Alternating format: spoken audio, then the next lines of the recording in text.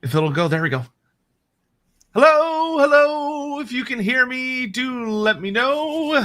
I would deeply appreciate it because I don't ever trust this thing. I feel like the one time I'm going to is the one time that it's gonna just fail and explode in on itself and yada yada yada. So if you can hear us and see us and everything's working, please do say, I don't know, anything of any sort. Indicating as such in the chat. It would be very well appreciated. But we're here for another Wednesday stream, and we're going to be doing another elf god.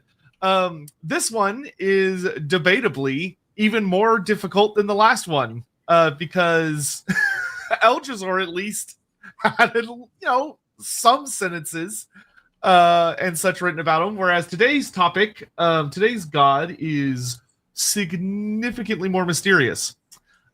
Which is going to be an interesting challenge, but I think a fun one. Yeah, there's a drought or a famine of related material. Actually, there's not much out there. So so clever. Ha ha ha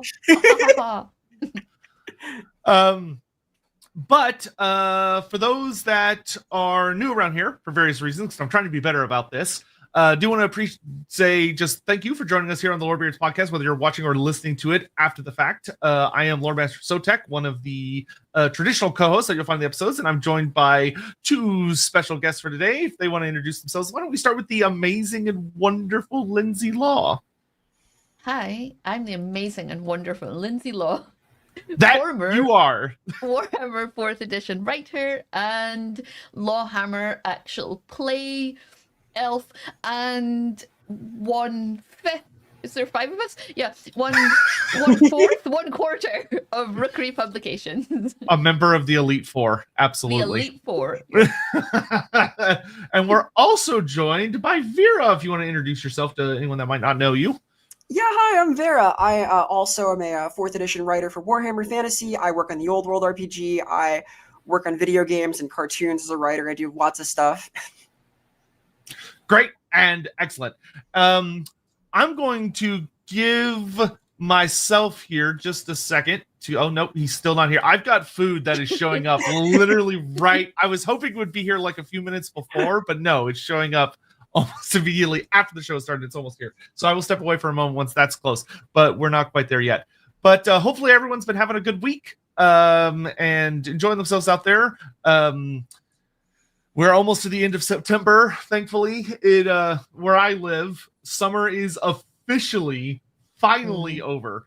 And thank God. It's been, it feels like it's just dragged on and on and on and on and on this year. And Archmadeus, I'm sorry to hear that. I hope your house is okay. That's very unfortunate. I think is today the last day in where I am that there's more sunlight than darkness. So I'm thinking that it's like the equinox. No, I'm good, thank you. Do you know what? I was out for dinner with my day job work team, and I had Texas barbecue. So just FYI, yeah. I'm very curious how Texas barbecue holds up. Over there. I mean, I'm sure it was fine, to be honest. It didn't come all the way from Texas, to be fair. Like, they made it on site. Yeah. Otherwise, it would just be a pile of rot. Yeah, that would probably not be a good thing. It was good. It came with some kind of, like, gravy thing, which was really sweet, and some kind of, like, bean side. Probably. It was, like, pork belly and brisket and stuff. It was good. And then I had candy like floss. So cream gravy and... I imagine it was just baked beans, probably.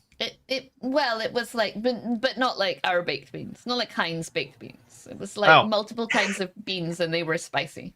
Oh, okay. Well, that's but not really spicy.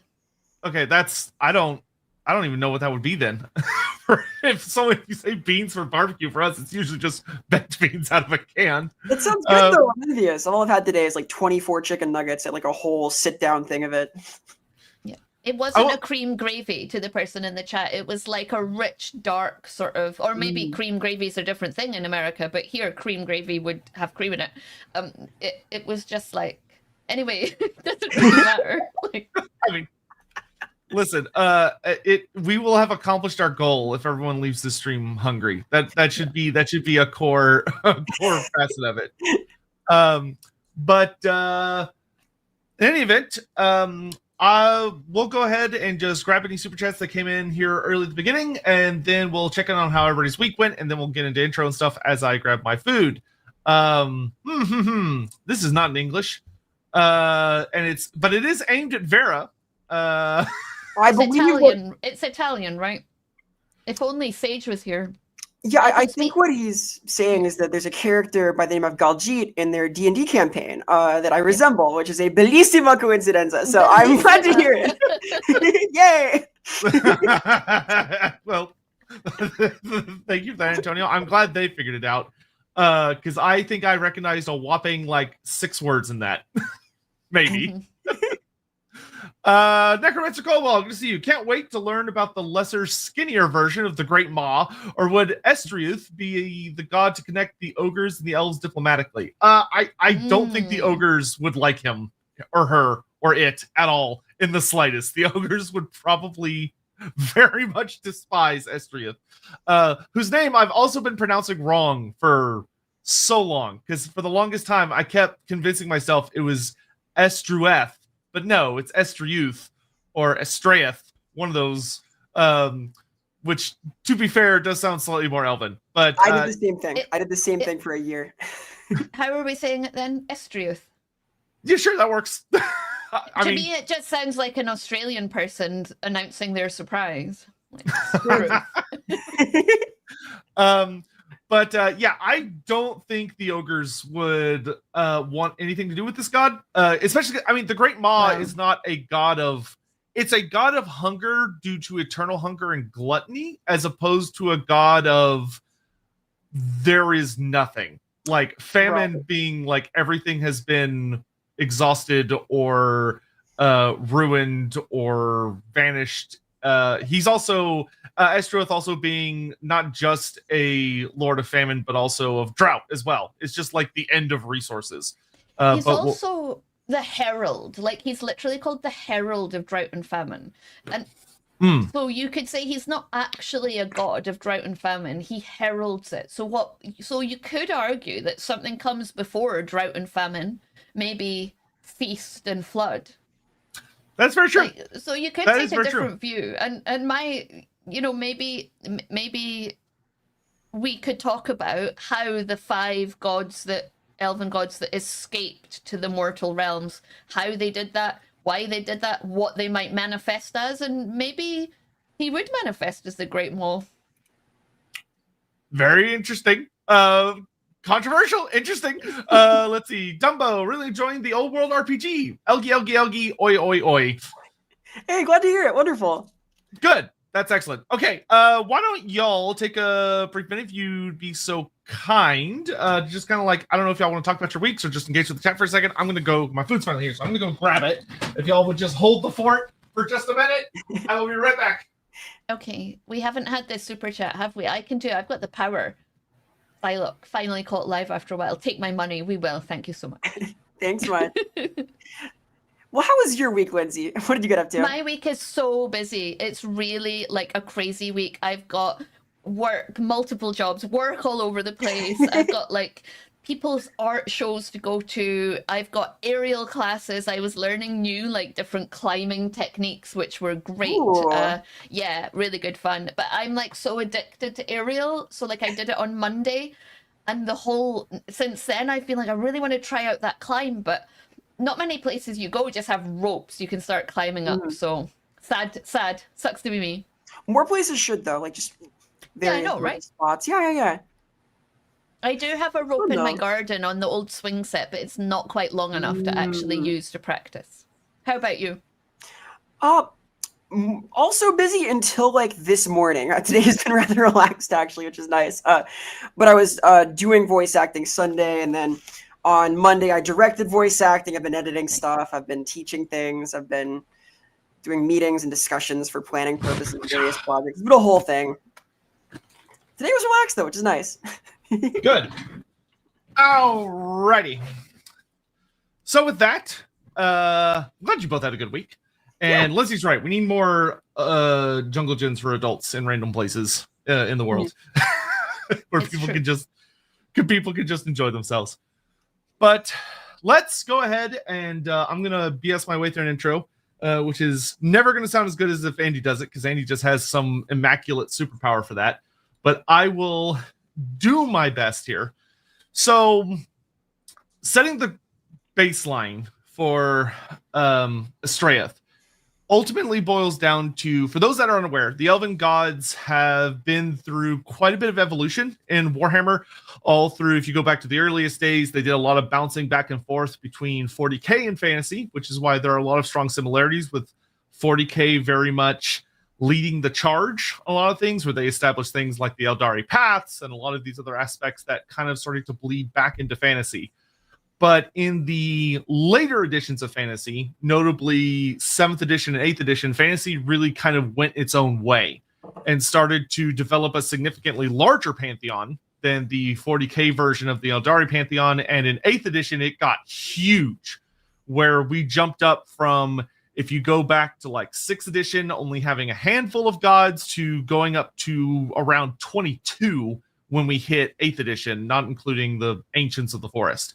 So it is a pretty packed little cast. Unfortunately, 8th edition was setting up the groundwork, it felt like, for a lot of potential things that could happen, with a lot of these new gods getting some pretty fun examinations. A lot of them got little lore blurbs when it came to various units that really expanded a lot of what the Elven Pantheon could be, and then the world blew up. But what little bits we do have about many of the gods that were added, notably in 8th edition, laid some really interesting potential threads that could be pulled at that never were. So we're going to have the fun of seeing what would happen if hypothetically we were to pull these said threads. A few weeks back, we actually did a stream where we tried to flesh out in detail Eldrazi, which was actually a really fun time and went some really, really interesting places. Eldrazi, though, of course, had the advantage that he actually was associated with several units, notably like the Sisters of Slaughter and the Eternal for the Dark Elves and the Eternal Guard for the Wood Elves, whereas today's god is significantly more mysterious. Estreuth is, most of his or hers story comes from a tale about what are known as the Elanilli, or the Elanilli, however you want to pronounce it. And essentially, they were the children of Elanil, which, if you go way back in the day of Warhammer Fantasy, there used to just be a god of destruction, which is Elanil, and he was said to have 100 faces, and like one of his faces was Mathlan, another one of his faces was, I think, like Hukon the Sunder, etc. But then in 7th edition, they made a decision to make it where Elanil was not a god that wore 100 masks, but instead was a god that sired 1,000 children. And his children, the Elanilli, were the gods of destruction. So each of his 100 children represented a different aspect of destruction in some way, shape, or form. Most of them were natural disasters, but some of them were more like concepts. For instance, Drakira, the Queen of Vengeance. And the way the story goes is that the Elanilli and their father were having a grand old time terrorizing the elves of the mortal realms and causing wanton destruction across the world, just being terrible by all notable ideas. And poor Isha, the mother of the elves, wept to see her children suffer so terribly at the hands of hunger and fire and floods in the ocean and storms and all sorts of just horrible maladies. And a completely reasonable, totally not backseating Drakira pulled a few strings and allowed, or pushed, Isha's tears of sorrow to instead turn into something colder and more desiring revenge, one might say. And Isha turns to Loek, the trickster god, and asks him to do something to help her children. So Loek does what he does best, and he plays a trick on Elanil, their great father and the god of destruction, where Loek basically goes to him and does little whispers to play on Elanil's paranoia that his 100 children might gang up against him and seek to destroy him. So in order to get ahead of it, he goes on a big rampage and tries to destroy all of his children. And according to the myth, 95 of his 100 children are killed or devoured or absorbed, or something happens, and they're all said to be dead, but 5 of them escape to the mortal realms, because that was the only way to get away from Elanilli, is that they had to leave the realm of the gods and flee to the mortal world in order to get away from their father's wrath. Those 5 being Mathlan, the god of storms and the sea, Adioth, the bringer of fire, Estreuth, the lord of hunger, Hukon, the sunderer, and Drakira, the queen of vengeance. And they managed to get away from dear old dad, with some of them having slightly more epic or difficult trials than others. And he seemingly remains up in the heavens, unwilling or unable to come to the mortal world. And that is basically all we kind of get. For Estreuth, as far as that story can confirm. We have quite a bit of stuff about like Adioth and Mathlan. Those are 2 particularly famous ones. But Estreuth and Hukon in particular are very, very mysterious. And very little is known about them. One of the things that was rather amusing to me for Total War Warhammer is that when they had to, they decided to do a tech tree for the Wood Elves where all of the elf gods are represented. And it's super cool and it's really well done. It's got like Q artwork for all of them, representing like a concept or showing like a potential version of them. And there's little lore blurbs with all of them.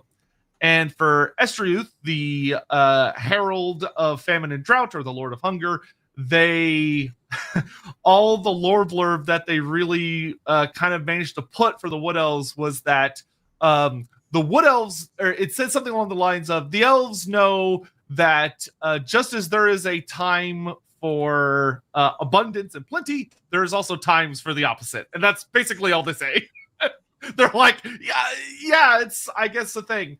And then they move out from there. But there is one other notable thing to note about Estreuth, other than also just as a fun fact for anyone that wants to have a cute little laugh, is that in Total War they spelled their name wrong, because that's how important of a god it is, because they put Estreuth, so it's an A instead of a U, but, you know, it happens.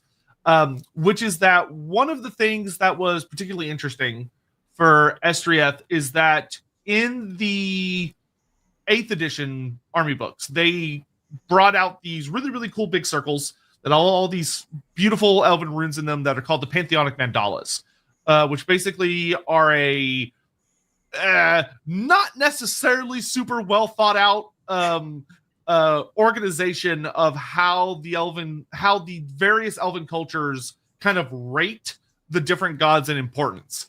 And they're a little finicky, and they have some problems, especially because a lot of people didn't know that the High Elf one actually was published, but it was in the like the Army Colors mini book. The Heraldry book for the High Elves, not in the actual Army book. But in the Wood Elf book, the first 2 that are kind of tied in prominence are the Ancients, which are like the super ancient forest spirits like Durthu and such, and then Kurnos and Isha, because Arrow and Orion, obviously. But then in 3rd place is Estreuth, which is very interesting, but it probably will make sense once we get into talking about it, that the Wood Elves hold them in very, very high regard. And that, I think, is a suitable enough starting point. Very, very short intro by the standards of how we normally do intros, but like I said, there's not a whole lot to say about Estreuth. Oh. All right. So I don't know if there's any particular place. So I know I did some research. Oh, go ahead. I was going to say, I think there are some questions to answer about Estreuth. So we know that Elanilli is the father of the 5, the famous 5 who escaped. But who's the mother? And what clues might there be in the story as to which god would consider themselves a mother? Do they have a mother? Or did they just spring forth from Elanilli in a font of destruction? The other question that I have is, are the Elanilli and Elanilli like a little hint that before the old ones come and kind of elevate the elves, that the elves pantheon developed in kind of an anthropologically familiar way to us, in the way that human pantheons have developed over time, and that is trying to explain the natural world. So I think it's quite interesting that there are echoes in the Elanilli kind of story about him killing his children, consuming them, that kind of like are similar to some of the stuff we know from the human world. I think that's quite interesting, and I do wonder whether maybe they're so important in the Wood Elf pantheon as an echo of that, because they were an earlier, the destructive gods were an earlier set of gods in the kind of racial memory of the elves. And then my third question is, how do they get to the mortal realm when, you know, we hear that only Ladriel is here? Well, that's clearly not true, because those 5 are here. How did they get here, and how do they manifest now they are here? Like, what makes them different? There's an exception being made for Ladriel, but they're also here, and they seem to kind of snuck here. Did they come after her? Did they come before her? You know, she whisked one of them away, which we'll get to. Adaioth, did she do it for all of them? Is that why they're here? So there's loads of questions that the lore that we have, not so much about Estreuth, but about the other ones, prompt with me. And then the final question is, for me, which I've already mentioned, he's the herald of drought and famine, called the Lord of Hunger, but he's not actually necessarily the one that did it all. And is that what they all were? Were they all the heralds of their father, kind of like the Silver Surfer or something like that, where they're the ones that come to warn the elves, to say, our father is coming, and in this time he's coming in the guise of the strongest seas. You should run, you should seek high ground. So those are my thoughts. I've got more, but they're more controversial. Okay, I love those. Because I think those are some really good points that we can start with. I think, unless anyone disagrees, the one that I think I'd really like to start with is the idea of them kind of like pre-existing the real gods. Like the once the old ones show up in the ether and like, you know, they bring the gates and magic floods the world and everything, of those gods literally being walking around entities. One of the things that I think reinforces that well is we do have notes that there were things worshipped as gods before the coming of the old ones, and before the coming of chaos. That there were various groups around the Warhammer world that did worship various concepts, just like in our world's history of like when you see something that's beyond comprehension, you're like, oh well, that's a volcano blowing up. Obviously, God is pissed. And I think we have to imagine an elven world before the old ones came, and elves who were like a younger species who, you know, they didn't necessarily have magic and technology and all the stuff that they came to later and that the old ones helped them get to, because otherwise they wouldn't have had gods, I don't think, that were of those primordial forces. Because if you have magic, those primordial forces aren't primordial forces to you. They're not things you're scared of. You can magic up a seawall. You can have like, you can do loads of stuff that you can't when you're a simpler species that doesn't understand the reasons that the spine of the world cracks and the fire comes out the world. Well, it sounds like that world was quite arduous too. I mean, I can't even imagine 95 other kinds of disaster. It's a pretty wide range of horrible things, right? Yeah. Yeah, and one of the things at the mercy of nature is what it says to me, that's what the elves were before, in the before times. Yeah, well, especially if we keep in mind that the old ones are said to raise up a lot of these species, perfect them from the old one standards. But there's always kind of been that implication that a lot of them may not, like, they might very well not have just been like animals, but like fully sentient, already sapient species of their own that lived in other parts of the world and had developed kind of naturally of that. We know there was warm-blooded life. There were things like the Sky Titans predating the old ones, which are humanoid, even though they're absolutely titanic. And there's a bunch of like lost civilizations all over the world that have collapsed and been left in the dust. And one of the things that would be interesting for the elves in particular is that we know that when the old ones came, they gave them Ulthuan as a paradise, which means that before the old ones came, the precursors to the elves didn't have paradise. They were just out in that awful garbage where most of the world is a big set of ice sheets with an equatorial band, and it's awful. Like it's dragons and dragon ogres and giant insect monsters and the megalodons of the deep and all these other horrible things. And I agree very much with Lindsay that I think there could be a really strong argument that in some ways it's almost like a cultural PTSD of what times were like before the arrival of the old ones that has, through like just cultural memory and word of mouth, passed down throughout the ages. And of course, with the coming of like the ether and the gods, these entities could have very well evolved into being real. But by that point, maybe only the ones that the elves consider truly relevant, the forces that are still enough of a threat, where, you know, like volcano, like, you know, even if you've got decent wizards among you, there are ways that, you know, famines and droughts can still be a serious threat, or a volcano exploding with a die-off, or Mathland, of course, is very spooky. And I think there could be a really interesting thing there, that it's not necessarily that it could have been, and it's always a bit of a mystery whether these ancient elven myths are definitely 100% what happened, or if it's more kind of what Lindsay is suggesting. It's more like a how our world tells stories about, oh yeah, this is definitely what happened with Zeus and Kronos and all these other guys.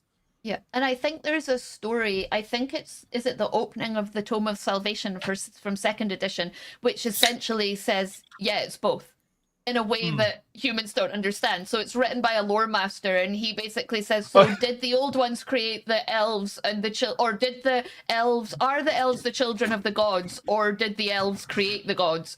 And he's like, yeah, that's right.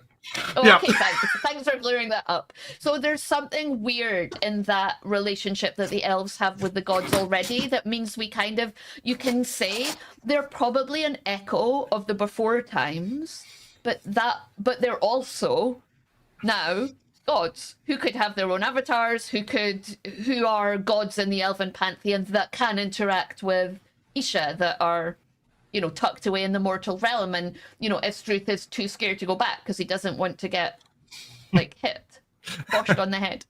Elves giving a straightforward answer? Yeah. Impossible. I mean, from the elves' perspective, it was a straightforward answer. Yeah. They simply said, yeah, it's both. Yeah. It's not his fault the human doesn't get it. Yeah, I'm glad you understand it's both. Yeah. Vera, is there anything you want to add on that from, like, maybe more of like an anthropological angle or anything? Or do you want to just hop on to the next one? No, I think there's something to this. I think that assuredly the reason that the prominence is so great in Athel has to do with being pulled from that paradise into a world where hunger is very relevant suddenly. There are, of course, deities of hunger that exist. I think, like, Fama is like we get the word famine from a god of hunger, right? That comes from that root, right? Explaining away these horrible things is just part of the condition. We need to make sense of the world and so on. So having that anthropomorphized in a real deity makes perfect sense to me. I also think that it could be that Estreuth could be important in Athel because they feel more than Ulthuan and more than Nagaroth. They feel the impact of famine on the people around them. So if there's famine or drought, those people around them in the past have encroached upon the forest. So famine and drought affects them because it prompts war and attack on their forest in a way that it doesn't for the other elven subcultures. Well, I think it goes beyond even the people around them as well, because they have this natural bond with the forest itself. And when drought happens, the forest dies. And that is felt deeply. Like, that is something that affects everyone in that high realm. They are all deeply affected by this. And it does happen because the forest operates in its cycles and it sees any kind of weather that can be felt anywhere else in the known world. So the spirits will dry up and die in ways that aren't really felt elsewhere.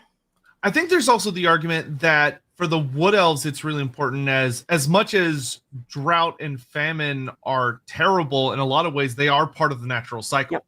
Like, there are just times where just as nature is going to have seasons of plenty, there's going to be seasons where resources are scant, where, you know, in summer it's hotter and drier and it rains less. In winter, life is a lot more harsh. A lot of things are going to starve and die in winter. That's just the natural way the world works. I mean, there's nothing crazier than when you're watching like nature documentaries and they're talking about, like, oh yeah, this creature that you're watching, this little shrew or whatever, is out in the winter and it has to eat like 5 times its own body weight every day in winter, or it's going to starve to death. And you're like, okay.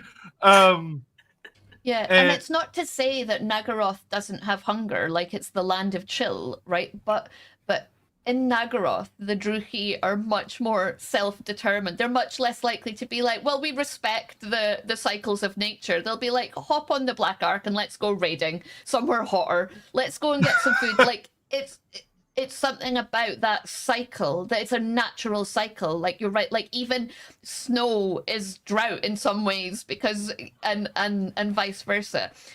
So yeah. Yeah, the hunger in Nagaroth is almost by design, right? Like, it's a feature. Exactly. Great. Yeah. So they're like, well, we're not going to worship you. I just think, obviously they worship him, but not in the same respect for that cycle that I think maybe the Athelorn would else. I kind of wonder if it ties into what Lindsay was saying earlier. If he's a herald, then as opposed to like the direct cause, but more of a warning, that the Dark Elves, because of their use of Dar and slavery and all these things, they just don't really care as much because they will abuse the resources they have in order to avoid it.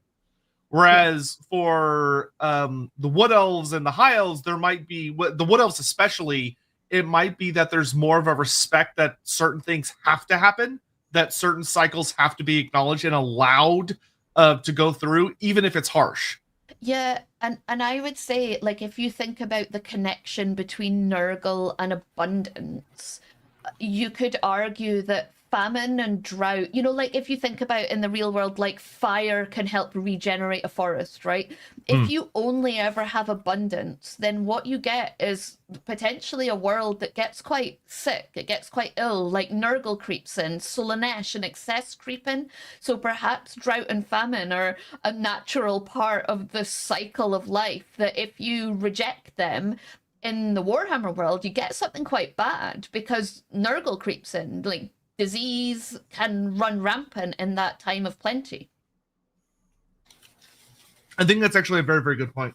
Because Estreuth, although it is a god of destruction, and if it's running rampant, obviously that would be bad. Like if Estreuth is out of balance and is going absolutely crazy, then that would be terrible. But it does really feel like it is a very natural component of, if it's not respected, things can get ugly, which I think, Lindsay, once again, that I really, really do think that leans heavily into why they operate as a herald as opposed to the other siblings, which aren't usually called heralds. They're more of like embodiments. Yeah. If he is, it could be that their heraldry doubles up as not only is it a warning of that hard times are coming, but also a warning that hard times need to come. Yeah. It begs the question to me, and we can get into this later, but like of what a acolyte, a believer looks like. Because I like to think that the elves generally resemble the deities they hold as really important, right? They seem to take on that aspect. And in this case, maybe that means they're cautioning others. They're I'm getting real prepper vibes from. Ooh. Yeah, I know that's like lighthearted, but yeah, I am getting kind of prepper vibes, like that kind of, like the herald, the caution. You know what they remind me of? It reminds me of the sects of humans who worship Ulrich and look forward to Evernacht, and they're like destroying food stores to warn people to help them prepare for Evernacht. So you could see like an echo of that in the elven. So is it preppers or is it people who are constantly destroying stuff? Sort of a eco terrorist. So I think the next one that would be good to dive into would be, I think, discussing the Elanilli or the Elanilli for a moment is also worth examining as far as what are they exactly in relation to their father? Like, do they have a mother? Of like, is, because hypothetically Elanil could have had his 100 children with 100 different mothers, or they could also just not have mothers and just be split from him. It's a bit of a messy story in the sense that it quite literally evolves from 6th edition to 7th of being a god who simply has different guises and faces to now it's a god that has children. That way they could tie in the whole story where he kind of goes on that Kronos like rampage. And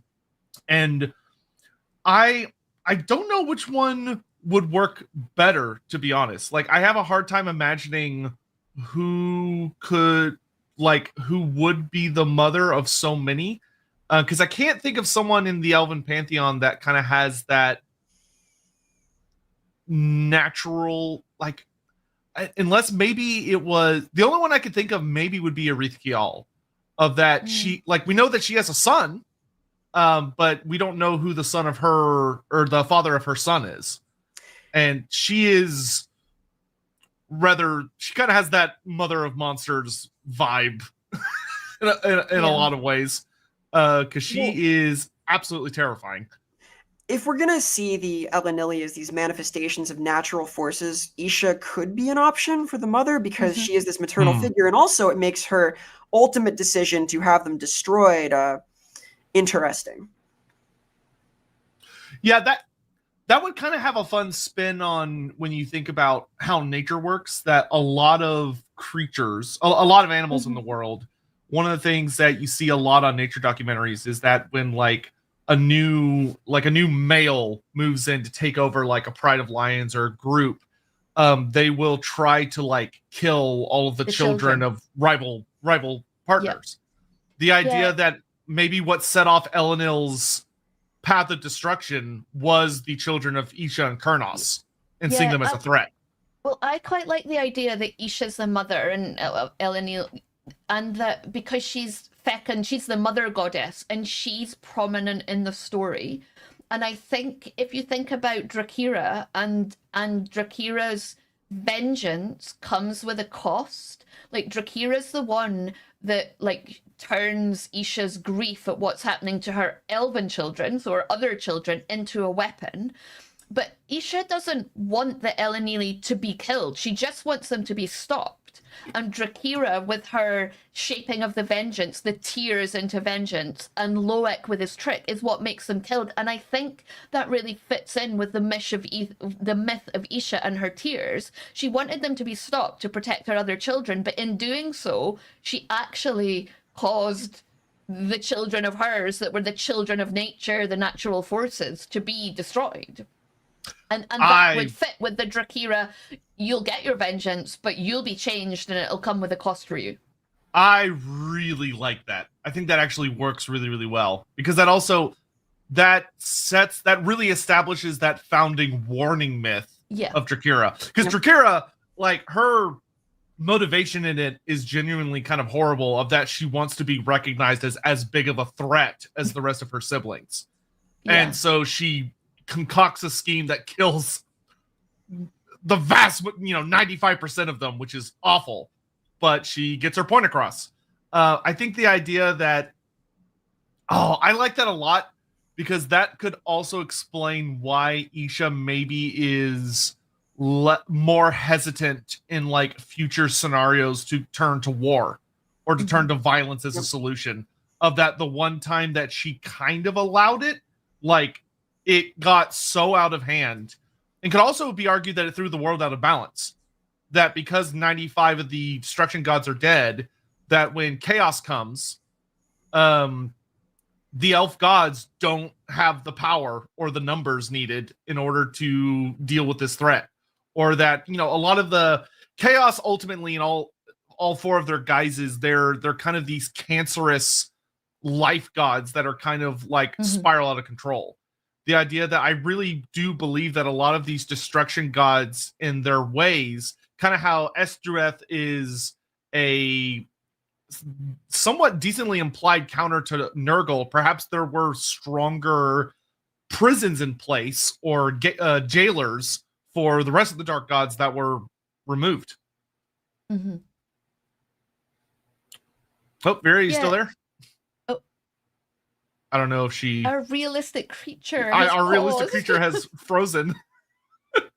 Well, my hair doesn't look very realistic because the green screen for some reason just keeps on thinking that my hair is chair and putting like little black dots in it. My hair is chair, everyone. Help me. Save me from Andy's too big chair. I have no idea how big this chair is for me. I've got to like get a little step ladder to climb onto it. It's a nice chair. It's comfy to sit in. But well, yeah, for big people. For me, I mean, it's like, yeah, it's like my poor mother. She's the only person in my family that's not like over 6 feet. So we have to have pillows by all the couches so she can have something to lean against, because she leans all the way back. She can't get out of the chairs. Do we want to take some of the super chats now, or am I in the wrong? I don't know what order we do this. No. I think that's great. Oh, we already did that one. Antonio Ranza, I have a beer, even if you're making me hungry. Maledizione. No, I think it's maledizione. I Damn think it. 2 Z's become it's, but I could be wrong. My Italian's not amazing. Vera is experiencing a temporary internet drought. We'll be back hopefully shortly. Okay. Aliflux, how much to get the crew on the Famine judging stream for my 30+ page God essays? I'm going to be honest, we won't read it. If it's that long, we're not going to read it. Go to the Lorebeards channel and subscribe so we can put Sotek in the dunk tank or whatever the goal is. Yeah, I mean, we would appreciate as many subs and stuff as possible over on the Lorebeards channel. Do appreciate everyone who's done that. Right now, we are more on the goal of just getting people to watch as much as possible and get to the required amount of watch hours that we will then be able to monetize the channel, which will be really nice and be able to help with the coming steps, which is really exciting. But that being said, I know that we are going to do the Famine judging stream not this Saturday, but the following Saturday. It'll probably be just me and Andy, but I don't know if there's enough. Famine? What? I don't. This is new to me. Is this canon but fans? Famine. So what? Yeah. So what we're going to be basically doing as part of like a thanks for all the support and stuff is that people will be able to. I'm going to set up a Google submission doc form where people can like throw out their own personal headcanons and fan theories, and me and Andy will just talk about like they'll be able to note if they want us to take a more serious like, oh, this is how we genuinely feel about it, and here's like feedback and stuff, or if they want us to like kind of like haha, and this is like insane, and like talk about why all the reasons that, oh my god, this is all the reasons this wouldn't work. That way they can kind of have the vibe they want. But that is something I am working on. Also, hello Sage, hope you're doing well. Hi, always good to see you. Sage, tell us about the Italian. Maledizione, is that right? Are we saying it right? Yeah, I definitely said it wrong. I know that. Donna Man, if Estreuth is the Herald of Drought and Famine, is it possible they actually are a protector against those things as he warns people in advance? I would say it's certainly possible. It's interesting. So being one of the Elanilli implies that Estreuth is a destructive force, but that could also be that Vera's returned. Hooray! Hi. Hooray! I was not warned about the internet drought. Sorry. No heralding for you. No herald. This is why he's important. You got to make your offerings. I think there could be definitely a story told about if you want to run with the idea that Estreuth is the herald in the sense that he's not the direct cause, but instead a warning. I think there is a story of how do you make that into a destructive god that's useful but also feared at the same time. And one of the ways that I think it could work is it could kind of be almost more of a Drakira situation, where if proper offerings or proper acknowledgement is not paid, then he doesn't warn you. That like his warning is a gift, but it's also kind of a backhanded gift, because if you know it's coming, you could prepare for it, but it's not going to stop it. Like you can't stop the drought. You cannot stop famine. You could prepare for it. So it could be that he's a destructive god still in the sense that it's going to happen. And, you know, if you've watched Encanto, right? The whole idea of Bruno, everybody thinks he's awful, because he warns of what's going to happen, even though he's not actually causing it, but he's just giving you a warning, but everyone blames him anyway. Estreuth could be something kind of similar.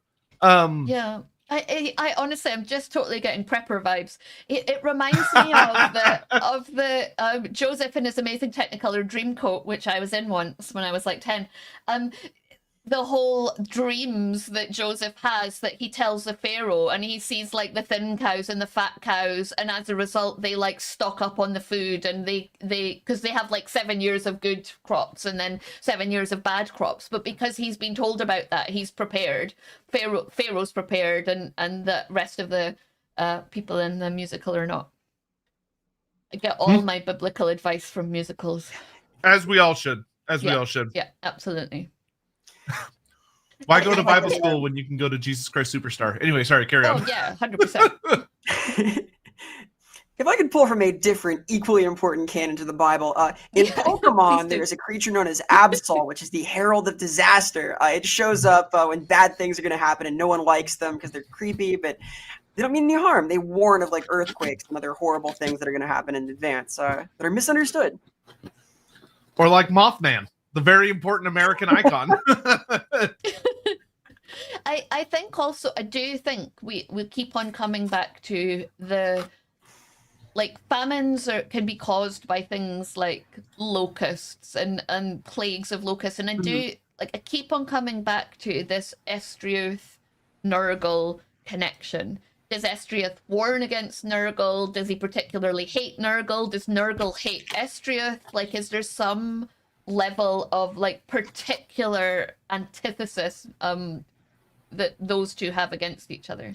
I would have to imagine that Nurgle despises Estreuth, because Nurgle is life in utter abundance. Yeah, like there is so much overwhelming amounts of life that it's a claustrophobic mess of rot, rebirth, and like it's never ending. It's whereas Estreuth would literally be a herald of death. He is a herald of the end of life for a temporary time, because things will become constrained and tight, but there will be elements that survive and then they begin anew.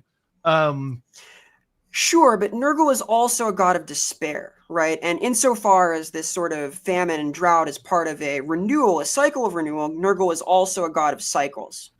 So it might be more complicated than that, because like the distended stomach of someone who's starving in a desert is that feels like it aligns to Nurgle's project, right? Yeah. There's a good point there. I think there would be an interesting examination of like, well, Nurgle, as we all know, is like ultimately a perversion of the cycle as opposed to like a true upholder of it, which is why like the Wood Elves find him so particularly distasteful. So I think there would definitely be a story there of it would definitely be one of the avenues by which Nurgle, I think Estreuth or Cultists of Estreuth would be potentially vulnerable or have a particular animosity with Nurgle because they're so closely aligned almost in a sense of that, where if Estreuth is a protector of a natural cycle, Nurgle is a perversion of that cycle, it would be very easy for people to mix up the two. In universe, or that Estreuth's designs could lead to people embracing despair and calling out to Nurgle because they're starving, because there's famine. Well, even warning someone of famine can foment that, right? This anticipation of hard times that are guaranteed to come can lead you into the clutches of chaos, right? Yeah, so I definitely think there would be like a story or saga there, especially if Estreuth's a god very much about warnings as opposed to active action. I very much feel that he would probably be much more along the lines of something that doesn't take, where Nurgle is more of like a response or a reaction a lot of the time, something that or something that like foments. It feels more like Estreuth is that one sign that shows up that gives you an alert that something is coming, an alert to prepare, but doesn't actually help you prepare in any way, shape, or form. And is very much you're kind of left to your own devices, which in and of itself is dangerous, but I also feel like that helps with that ultimately destructive angle of I don't think Estreuth maybe would care that much. I don't imagine them being a particularly warm kind, especially because a lot of the time Herald and Famine and all of that is often associated with winter. That, you know, that cold, frosty end of seasons, where everything is dead. Everything's dying. There is no growth, and you just kind of have to endure. Which is like the best, in many ways, defense against Nurgle is that you have to endure and just try and make it to the other side, instead of giving into despair. I think that kind of famine and hunger. So as a Lord of Hunger, I think you're right that winter and cold and to a certain extent though that's informed by, well, certainly for me that's informed because I live quite far up in the northern hemisphere and I'm used to the seasons of like warm and cold, and rather than living closer to the equator and having kind of a wet season and a dry season where it's less about like not being able, it's about if the rains don't come then you're really in trouble, and it's kind of like you expect. We're quite lucky because we can see we have a cycle that's quite predictable, and every now and then something awful happens, like you get a potato blight or you get like slightly less rain, but it's not as devastating as, you know, what Vera was talking about earlier. If you're living close to the equator and you get the drought and the rainy season doesn't come, like there's nothing, there's no cries foraging. in Texas. Yeah. yeah, cries in Texas. Yeah, you get it more than I get it. Yeah. Hence why I feel like it echoes back to an earlier time when, like you were saying, Sotek, the world, the Warhammer world, was a narrower window of availability for life. All right, let's grab a few more super chats and stuff, and then I think from there I'd like to dive into kind of the aspect of Estreuth coming to the mortal realms and what all that story implies and where they could be and all that stuff. Cinchmeister, Estreuth, are they from Yorkshire in Australia? Almost assuredly. Yeah. I mean, Australia is a place that deals with a lot of really nasty droughts and floods. Like, hey, man, that is a predicament for them throughout a lot of the year. Ricky Chapman, we could see Estreuth being heavily anti-Nurgle, famine, and drought, ruining his growing plagues. Yeah. Yeah. I mean, drought, it's interesting that drought and famine are often... It's interesting that if you're out in a more rural setting, they are often things that will bring an end to plague because life is dying out in droves. But in like a really cloistered, compact city, it can be a herald of plague, because there's so many people and they turn to really not advised methods in order to survive because it's just anything. And there's so much death and there's like bodies rotting and everything because there's not enough people to like get rid of the dead and all these other things, that it can lead to a notable amount of disease, which once again, I think it's unintended, but really important that he is a herald as opposed to a direct causer, because it's a warning to do something, to make the preparations. Like I agree very much with Lindsay about the whole Doomsday Prepper thing. Morning to Crescent. Elves, so perfect. The old ones stared at them and went to make ogres. I genuinely think there's an argument to be made about what the gods, the elven gods that came to the mortal realm, what they became when they smashed into the mortal realm. And I genuinely would say, could Estreuth be the Great Maw? Or have been smashed. Estreuth could have been there, and when the comet came, it could have smashed into the Lord of Hunger and done something absolutely terrible to him. So he like feeds out this like feeling of droughts coming, famines coming, and makes the ogres starving from then on. An unintended consequence. That is deeply, deeply possible. And something we'll get into just after this little next bit. Copatter said, there's a Greek myth about a king who fells a tree holding to Demeter. She gets the god of hunger, Limos, to curse him, so he eats himself. Could you tell a story like this in Warhammer with Isha and Estreuth? Yeah, very easily, I think. Yes, Wemos is the Greek name for the Roman god Fames, who I was talking about earlier, the one who inspired the word famine. Ah, okay, gotcha. Then, yeah. Do you know what you could actually tie that into? You could tie this into Isha and Loek's trick. So the trick that Loek plays on Elanilli is to make him so hungry or to think, like, basically to eat his children. Because he sees them as part of himself. They're heralds of the things he brings anyway, and so he's just, like, consuming them back in. So you certainly could have some aspect of that with Isha, Loek, and Elanilli and Estrith. That could work really well, especially because Elanilli, although he's not directly stated anywhere to be dead, he very much comes off as a not active force in the world anymore. Like, he's very rarely spoken about, and almost kind of he feels very Chronos-y, as in, like, he's contained somewhere or has died. And the idea that he could have very well eaten himself to death in an attempt to, like, reconstitute all the aspects of destruction would be interesting. There is perhaps an angle here where the surviving children are those who plotted against their father. Yeah, it could be. Yeah, like the ones that maybe tried to stand by him didn't end so well. No, he didn't want any of that at that point. Yeah, and that actually could work well, because we know Drakira was doing her own thing of trying to make her own rising star, and Adaya full on fights him. Yep. The God of Fire attempts to fight Elanilli, and boy, does he get his ass whooped. There's motive. I think there's a source where there's some confusion over whether Mathlan is an aspect of Elanilli that's worshipped by the elves, or whether Mathlan's separate. So in some tales, Mathlan is separate, and in others, Mathlan's just an aspect. So there's definitely confusion over the boundaries between Elanilli and the children. Yep. Charles CK, are Elanilli still very active in the now, even if they're still in the mortal realms, or sleepy time or sealed off or whatnot due to low magic? Well, Mathlan is ridiculously active.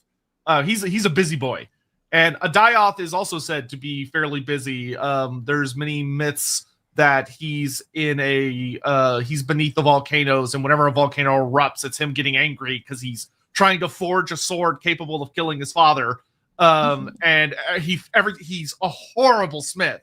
So every time he fails, he gets angry and he throws the sword, and when he gets angry, a volcano goes off. So but they're not active in their entities like Ariel and Orion walking around the world. Like, true. That's active in the sense of the sea is bad and sometimes sinks your ships, and Mathlan's angry, and volcanoes gun a volcano. Yeah, Mathlan is the only one that I would say has any, and maybe Drakira. Those two seem to be reliably active in that they have, like, active heralds and, like, people that are their avatars. The other three are pretty, not as much. Avani DK, and I actually agree with Lindsay about Estreuth may be in the world, but not how we would expect them to be. I have a slightly different thing that I think he might have turned into. Avani DK, did the gods make the elves, or did the elves make the gods? Well, it's all a big ball of either timey-wimey stuff. yeah, basically. Amadeus, I connected the two dots meme. So Elanilli is described as a mad god of destruction bent on devouring all his children. We're not sure of devouring. It just simply says that he attacked and killed his children. The only one who survived are on the mortal plane. You know, the only character driven by devouring gods, Morgur. It fits given what immeasurable dark spirit behind Morgur of disorder and chaos. In fact, Morgur could be a forced avatar. Elanilli madly pushing through reality through the first living soul he finds. What do you think? That is not a terrible idea, actually. I like this in conjunction with the idea that Isha was the parent of the Elanilli, because then this does drive to devour her avatar. Kind of, it ties a nice bow on things, right? Yeah, that could work really well. Man, that would be really sinister if that was the case. because Morgur is very much a god of chaos, and the idea that Loic's trick may have been so unintentionally brutally effective that it causes Elanilli to just fall. Like Elanilli doesn't just rampage across his children, but that he falls and warps and debases into what Morgur is. He turns into like a god less of destruction in the sense of like destroying matter, but more of a god of destruction in the sense that he becomes a god of almost ruination and mutation. It can work. It's I think there are a little parts of it that would have to be massaged a little bit, but I definitely think that is a story you could absolutely argue after like just tweaking various bits. And Vera's right. It also would make Morgur's obsession with Athel Loren trying to get to Ariel in particular like notably more dramatic, which is great. We love drama. Super Orlok. Maybe they're a sort of I assume you mean Pazuzu, like deity in the modern Warhammer world for the Wood Elves. He is horrible, but he wards away malicious entities. Unless Pazu is something that I am not familiar with. I'm familiar with Pazuzu, but I'm not familiar with Pazu. Well, Pazuzu was also a god of drought, so yeah. So so I would say that very well could be the case, and that's something I personally would agree with, because I think as a destruction god, Estreuth should be not well liked. Or should be feared. He should be a feared god that people pay respect to, not necessarily because they love or like him or her, but because that they are terrifying, and if you don't make proper offerings or proper acknowledgement, that they are just things get bad because you no longer have that warning system in place. Arrow Mob, primordial force of nature, banished by having a tasty treat. Yeah. Amadeus, given how accurately the elven nature feels the winds of magic, would his faith/omen place an importance of the vortex and the years between the end times? Oh, okay. So you're saying that instead of it being famine and drought necessarily in the sense of just food and water, but also a magical sense of a famine of magic. Yeah, that's interesting. Yeah, there's something there. That would be really interesting because that would because I mean for the elves it would be important for them to know if there is an era coming where magic is going to be particularly weak, because that would be disastrous for the elves, and that can't happen. Like the winds of magic, there are times where it dies down.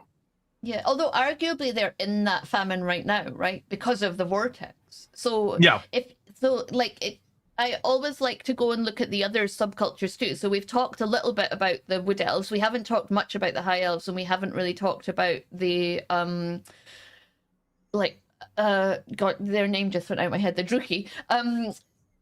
But maybe there's an element of their worship that's about smashing that vortex and getting rid of that famine of magic. Oh, that's a really interesting idea for the Dark Elves. Yeah. In particular. Yeah, so they worship him in a different way. They've got different, he heralded.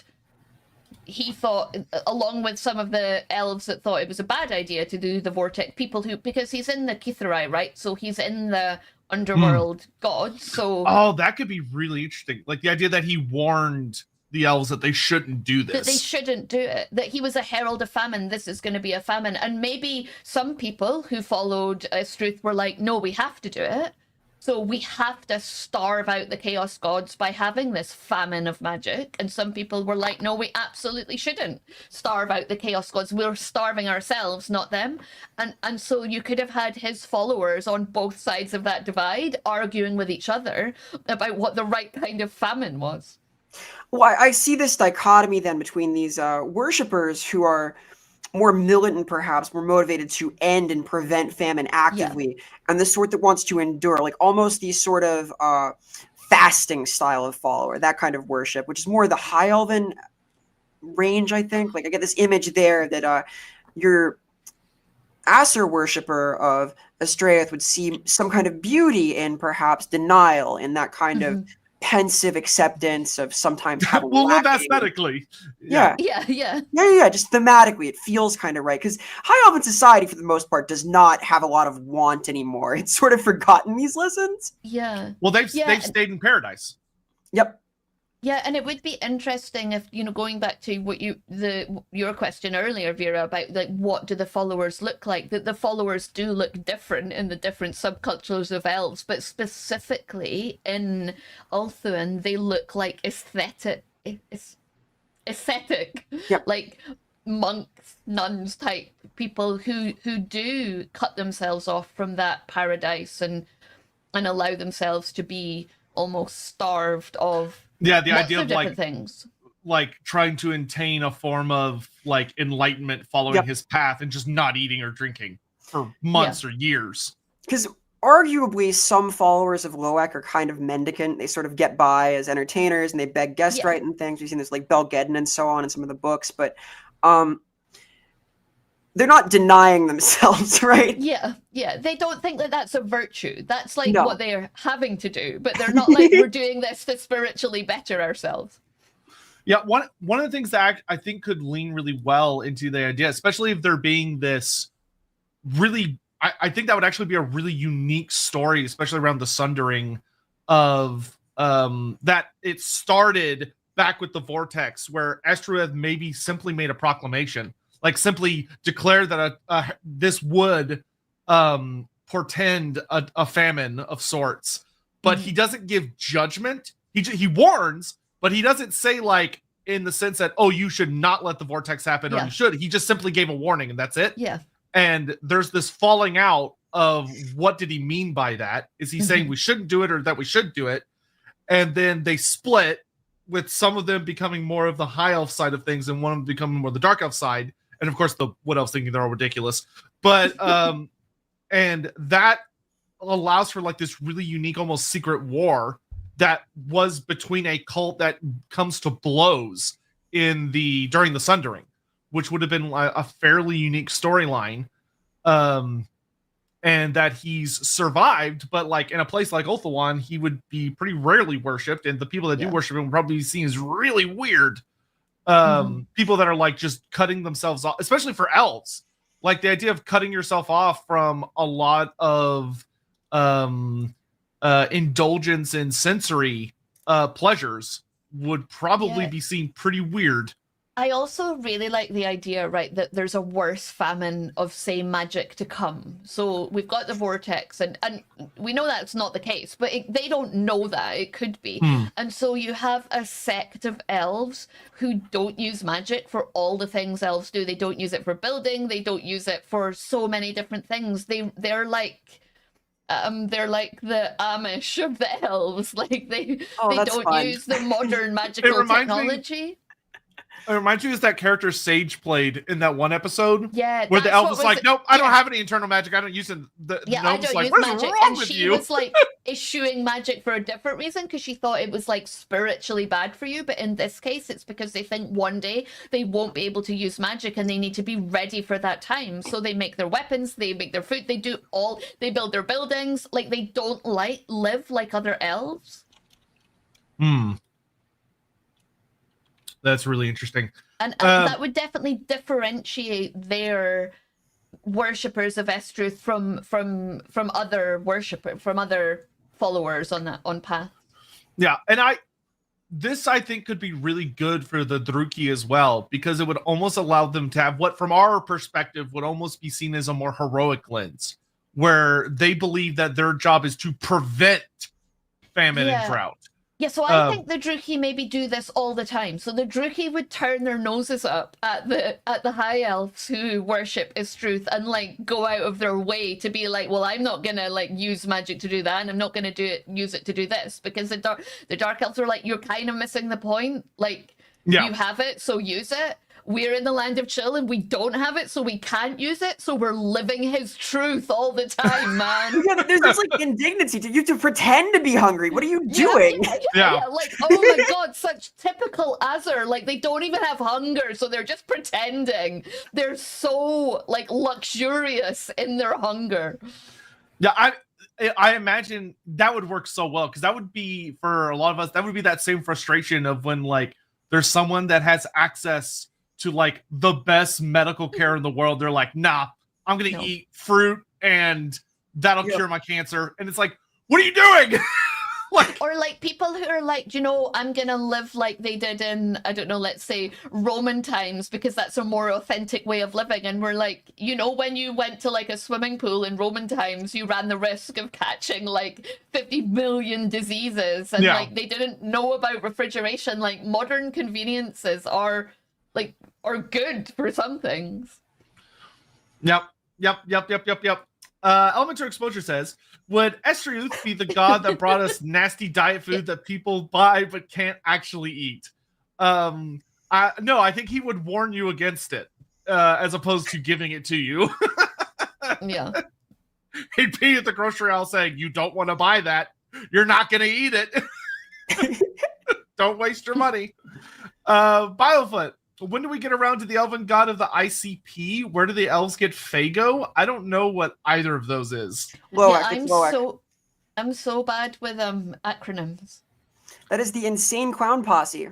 Oh. And it is Loak. Yeah, that would definitely be Loak. Necromancer Cobalt. While I would hesitate to be all oops, all elves, Estreuth becoming the Maw seems cool, considering what the ogres do and being the hardest race other than the dwarves to deal with elven diplomacy. I mean, you say that, but the elves actually have a very good history of dealing with ogres diplomatically, to the point that there are ogres, man-eaters, that guard some of the towers in Naggaroth, and the wood elves have manipulated ogres to fight for them on a ridiculous number of occasions. I would actually say the elves are in some of the best positions to manipulate the ogres, because a lot of things that the ogres want are things the elves can provide very casually, because they have magic, and they're able to produce and give a lot of the things that the ogres desire without it ruining them, as opposed to like a human settlement that has a very limited amount of resources that they can give the ogres. And when they run out of resources, the ogres then eat them. The elves don't have to deal with that problem. And the ogres find the elves to be kind of terrifying because they're so good at manipulating them. That a lot of, like, there's a whole story about an ogre tyrant who comes down to Athel Loren. The elves welcome him in, treat him to a feast, and from his perspective and all of his guys' perspective, they black out during the feast, and they wake up in like a Skaven undercity and just kill all the Skaven. And then some elf shows up and goes, hey, great job, here's the gold that we agreed on, and gives him gold. And he's like, never again. We're never going in there again.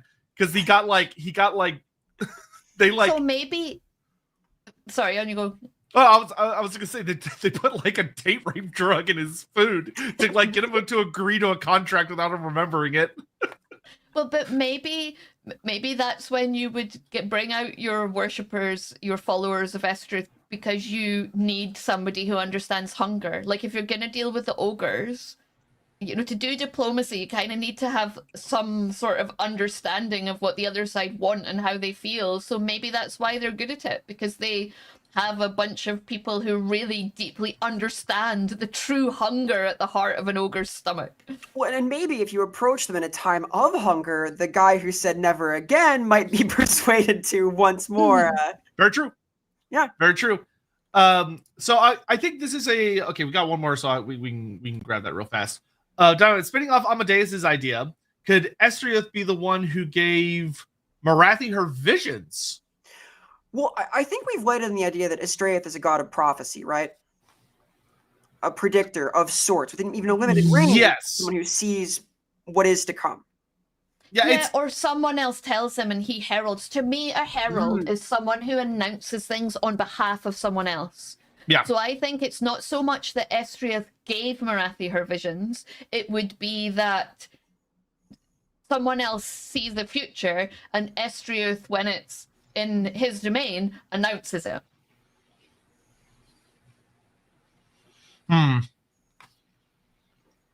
Because I think you do want Morathi. I think you want to have that, like, Morai Heg, the kind of fate-filled... Like, you want to keep that with the elves. Yeah, I would say personally that Estrith, to me, feels more like a god that understands patterns and causality, as opposed to a god that sees the future. Because that starts creeping into the domains of other gods that are already well established. With like Moreheg and Lilith being like the two big prophecy gods of different kinds of prophecy.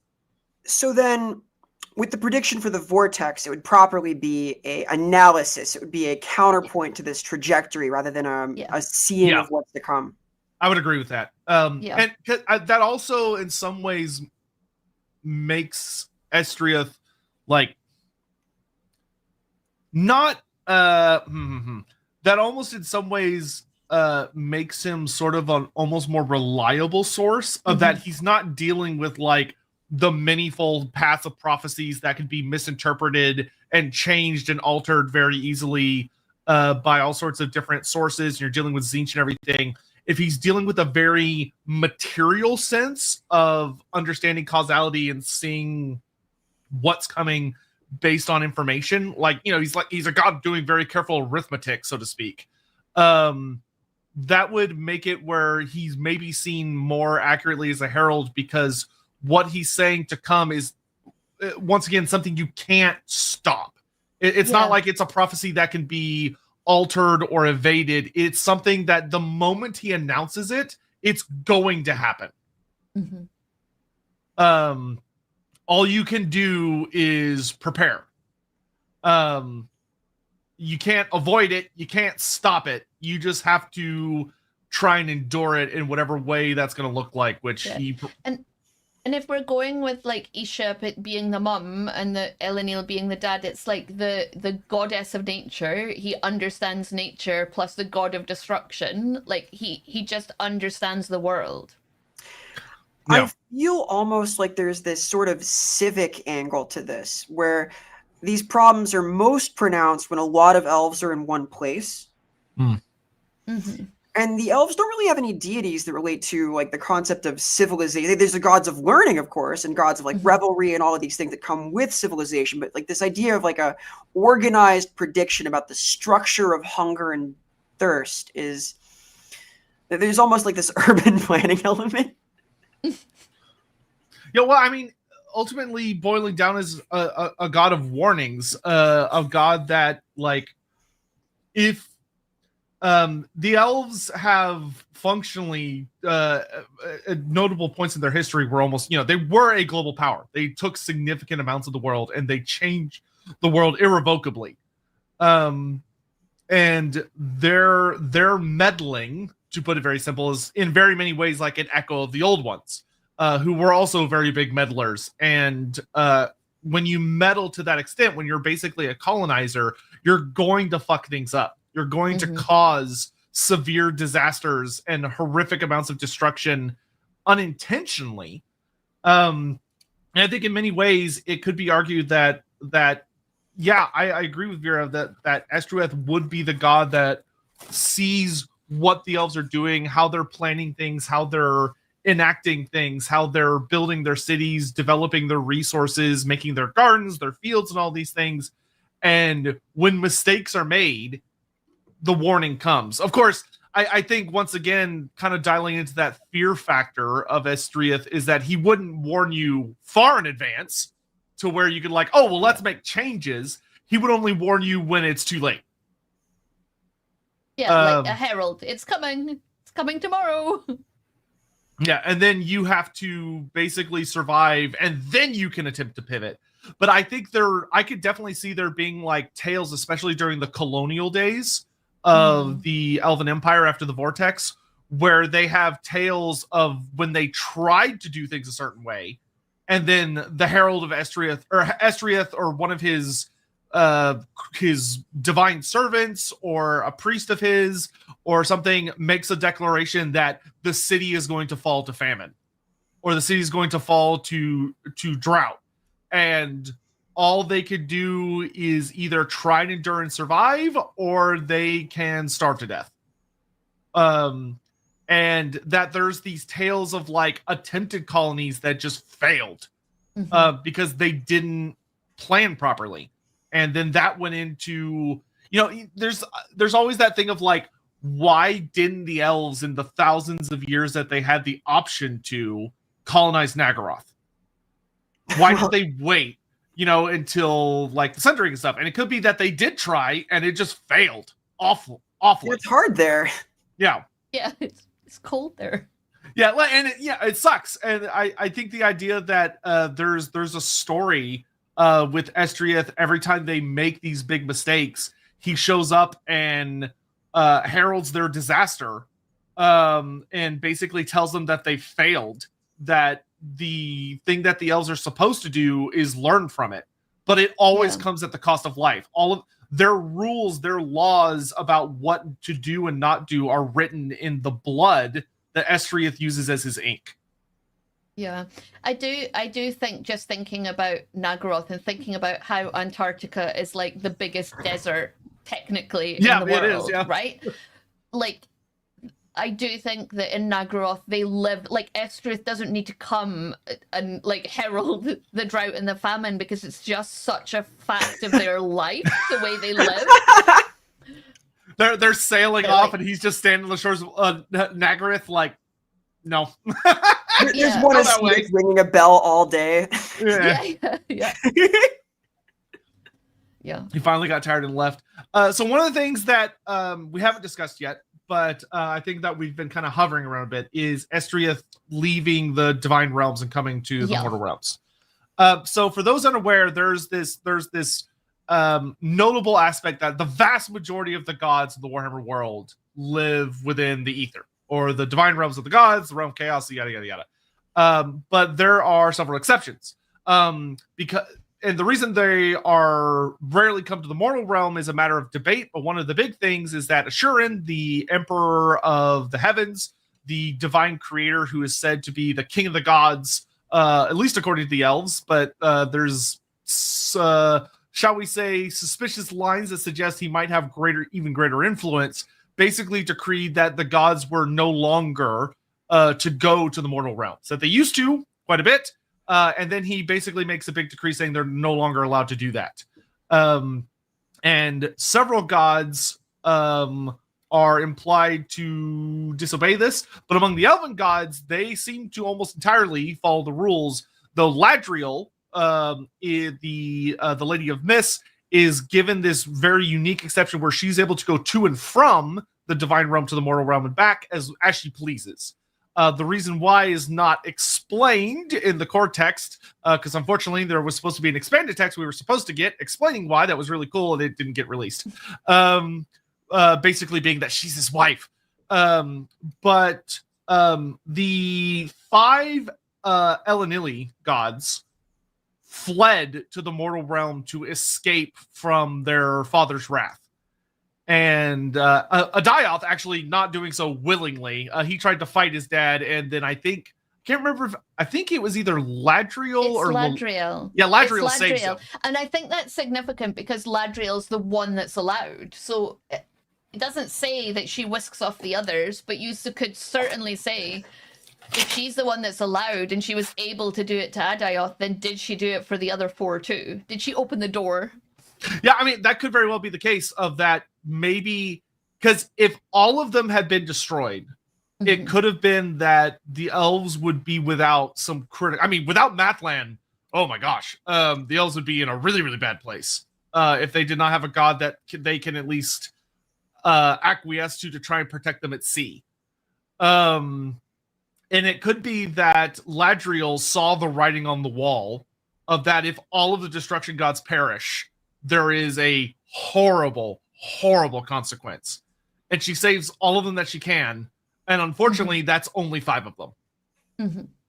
And Adioth hates her for it. Like the other 4, it doesn't mention how they feel necessarily about being coming to the mortal realms, but Adioth is noted for despising Ladriel for saving him.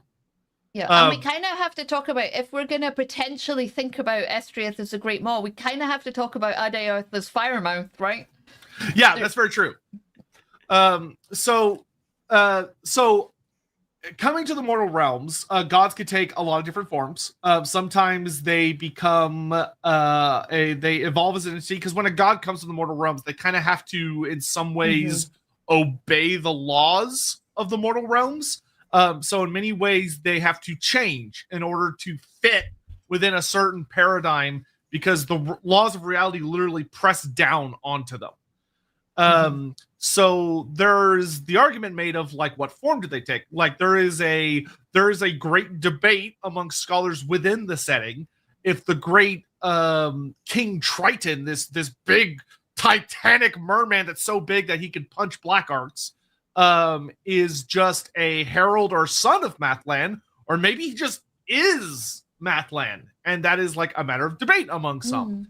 There is the idea that or they'll take on like mortal avatars, where we have various gods of the elves that exist within the mortal realms. And the end times kind of goes on to imply the idea that all of the elven gods, except for like Ashura, and he's like the one guy that waits to do it, have taken mortal guises, where they they've become there is an avatar that represents them, that they are sort of bound very intensely to within the world itself. But Lindsay's theory, which I'll allow her to kind of go into, is basically that Estreuth did escape to the mortal realms and was running around doing stuff, and then he got hit by a comet. Yeah, by a comet. Yeah. And they do, so Firemouth is like viewed as potentially the offspring of the Maw as well, and I think that's relevant because Anath and Estreuth, obviously they're not offspring of each other, but they are related, so I think that... But, I mean, I quite like the idea that all 5 of them came and they took some sort of form, something physical that you could identify in the world. And in poor Estreuth's case, then the Cathayans called that comet down, and it literally, bad luck, he happened to be in the middle of that land and get hit with it, and it caused something terrible to happen, and that feeling of famine and hunger to spill out from him into the ogres. Yeah, the Great Maw is a god of hunger, but it's also a god of eating, which Estrith is very much not. So it's this dark twist on it. It's indulgent, right? Yeah, you could argue that so if Estrith comes to the mortal realms, I think there is something very much to be said that because the elves, most of them, especially during these eras of the world, lived in paradise. They live in Ulthuan, where they don't have to deal with this as much. And they're so gifted at magic, they don't have to deal with heralds and famines as much, that he gets drawn elsewhere in the world. That he gets drawn maybe to the ogres. We don't know anything about the ogres' faith or any of that before the coming of the Maw. Yeah. Like, there is no doubt whatsoever in my mind that they worship something. Them and probably the halflings in this ancient era. Look, Andy's telling me it's not bad luck. It's Cathayans hate gods. It would be them fucking things hard on purpose. Yeah, so to go along with what Andy's saying, it could be that Estreuth is drawn to the people that emulate him best. So he's drawn to the ogres and the halflings. He journeys there, and he is their god. But that means the Cathayans have an active god on their border that is starting to influence matters in Cathay. That maybe Estreuth's worship is starting to be acknowledged by some Cathayans, like as this herald, he's beginning to appear to more and more Cathayans. Or maybe if Cathayan propaganda is to be believed, his influence is causing the ogres and the halflings to start eating Cathayans, and they're starting to attack Cathay more readily because there's just so many of them. And the Celestial, because one of the big questions we've always had for Lorebeards and just myself is, why did Cathay go so hilariously over the top? Like, why, instead of why go so hard? Yeah, the Celestial Dragon Emperor at this time had at least 6 of his 9 divine children still hanging around, not doing anything. They could have as far as we know, very easily gone over and kicked the crap out of the ogres, or at least contained them. I mean, that should have been Zhao Ming's job. But instead, he goes to DEFCON 0, grabs the biggest meteor that his entire court of astromancers can find, and throws it at them and tries to exterminate them. Well, yeah. This is so interesting because the inciting incident was the spread of famine on the border. And when that coincides with a god appearing, who they've identified as some foreign deity that is now at the nexus of this, even if it was in response to it, to try and prevent it, to try and provide that civic planning to the ogres in their infancy, I can understand the reaction. Like, oh no, we're about to be wiped off the map by some deity. Yeah, and that also would have been a terrible irony if he was there to like warn about the Herald to try and fix things, and then the Cathayans blame him and just snipe him with a meteor. Yeah, because the Cathayans were expanding, like the rice fields are expanding, and when you read the story, you're like, oh, okay, so basically the Cathayans, they wanted the land that the ogres were living on, they were expanding into that land, they're expanding their empire, and then the comet comes and it renders like a whole part of the world like barren, inhospitable, just completely awful, and you're like, well, it can't have been that you just wanted, like, it wasn't expansion then. Yeah, and there's of course the big debate about whether the meteor they grabbed being a giant hunk of warpstone, was that on purpose or was that like a divine trick of Tzeentch? Because that would have been a very Tzeentchy thing to do, is that they get what they wanted with this elaborate ritual, but they accidentally grab a warpstone meteor instead of a mundane one, which would have still wrecked the land, but it would have eventually healed, as opposed to warpstone, which polluted it utterly. I think it would be interesting if the Cathayans had to use something of such power because they knew they were taking out a god that they just wanted rid of. But what they didn't predict was the outcome of like rock hitting hard place, like, and that warpstone smashing into a god and the consequence of that. Yeah, like I can see them. There'd be this great irony if they identified him successfully as a god of famine, and they thought that's a very bad thing and misunderstood the real intent behind his presence, and things got out of hand. And it would be a deeply terrible. I think that would lean itself well to a very tragic tale of Estreuth, is that he just, as a destruction god, which destruction isn't necessarily good or evil, it just simply is. Yeah. It's just an aspect of nature, of that he is his trying to perform a role that is genuinely critical to the world is rewarded with Cathay turning him into a horror, like an absolute horror. Of course, being the Maw, and that his purpose is completely warped, and not only is his purpose warped, but then the purpose of the ogres is warped as well. Yeah. There is definitely a very, very strong story there that is deeply tragic. That is also potentially fun, and would also make the building storyline that we'll probably never get to see resolved. But the storyline that Total War shows us of Zhao Ming being more influenced by the Great Maw, where he hears it whispering in his mind and everything. There would be a very strong sense of irony. And I think it would also in some ways explain that situation better, of that it's a little odd that the Great Maw, which is this like entity born of the hunger of the ogres, has developed like enough of a intelligent sentience that it's capable of doing like whispers and temptations, as opposed to just being like more like an ogre, where it's very blunt and hungry and kind of gross and just trying to devour everything around it. But there's something more intelligent beyond it. The idea that it could have once been a far more complex entity that gets warped, but it still has like residual aspects of what it once was, could be a potential explanation for that. I'm gonna grab just a couple more super chat stuff here. So we've got Dynaman.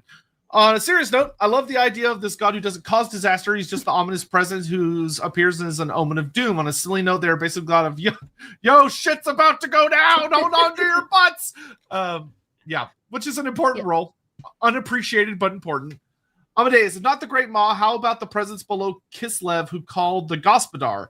Kissifite culture of endurance and stoicism through hellish winter at the rare celebration of bounty under Dawes could fit Estreuth.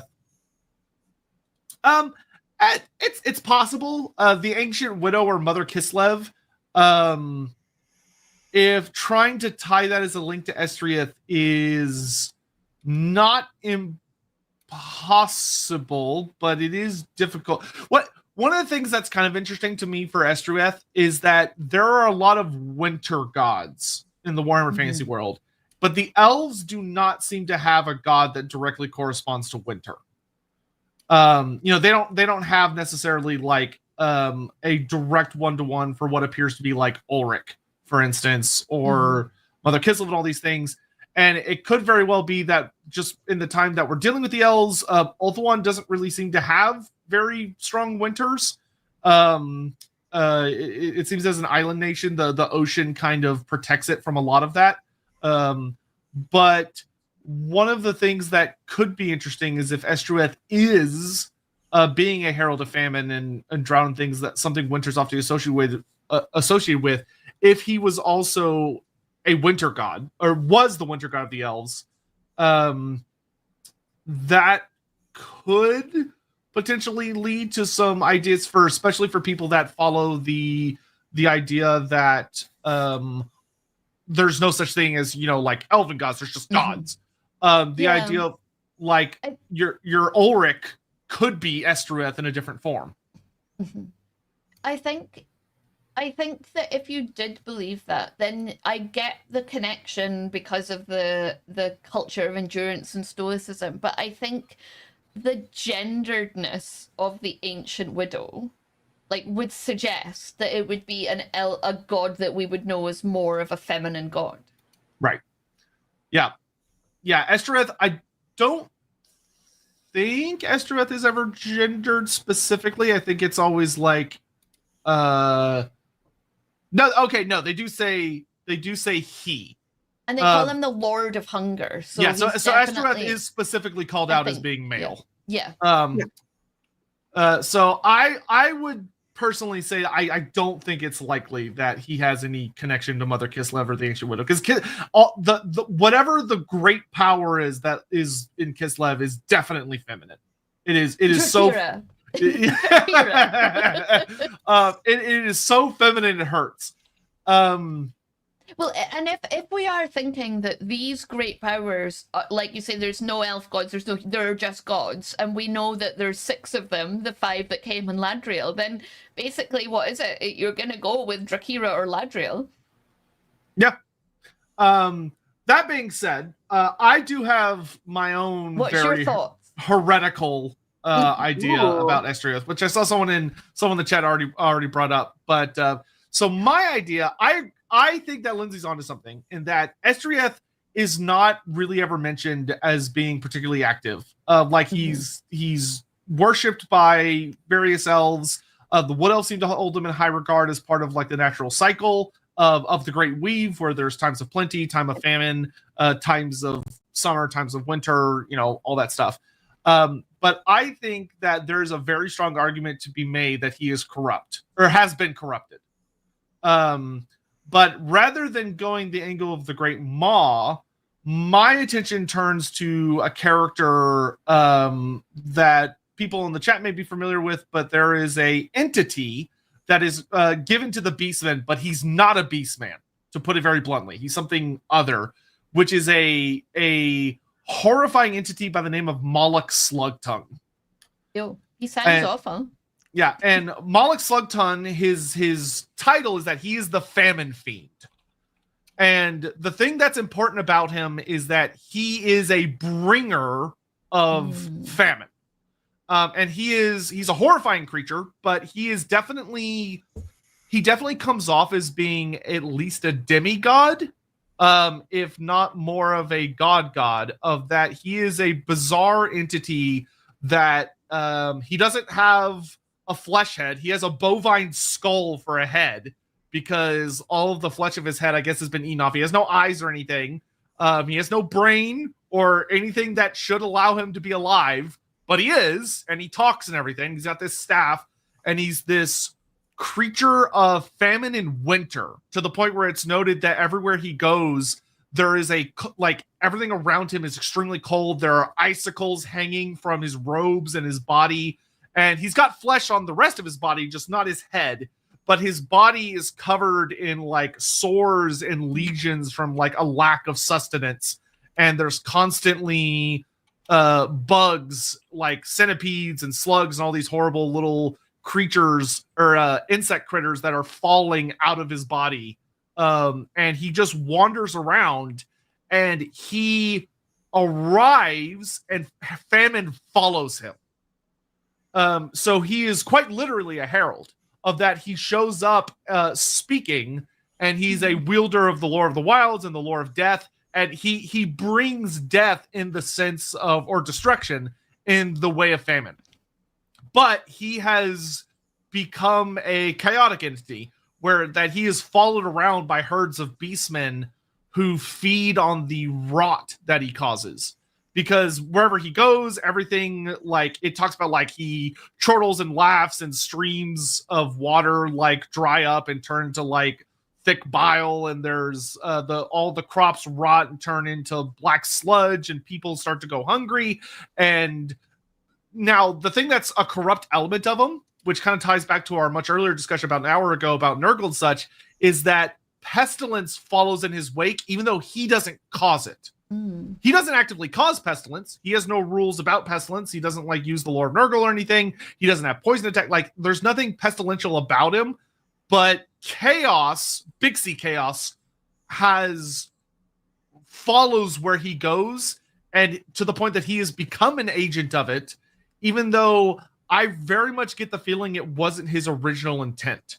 Like, that wasn't what he was, because he just kind of comes off as like a wandering mad god that chaos takes advantage of. Like, he's a plague of locusts that everywhere he goes, everything is eaten and ruined, and he basically just hangs out in an area until the famine gets so bad that the people there try to take up arms against him and go fight. But by the time they try to fight him, they're so weak that the beastmen, who can eat all of this horror because they can adapt, and they know how to survive in these famines. They know how to hunt. They know how to cannibalize. They know how to do the hard decisions in order to survive these famines. They're able to flourish in his presence. And so when people come out to try and oppose him, the beastmen swarm out, ambush them, and massacre them. And I think there is very potentially a story there of him being a god the elves do not know has fallen to chaos, but he has. That's interesting. And I think you can hold that even at the same time of this idea of him being smote by this great meteor of Warpstone, because we know that they can have multiple avatars in the mortal world, right? And if one of those is like the god's physical body splattered into this bottomless pit, then it's very possible that confused, outraged thing could lend itself to something that aligns in some way to his nature, right? Yeah. Also, if anybody wants to see a picture of him, there he is. Good old Mollik. It's such a cool design. I really hope we get him in Total War at some point.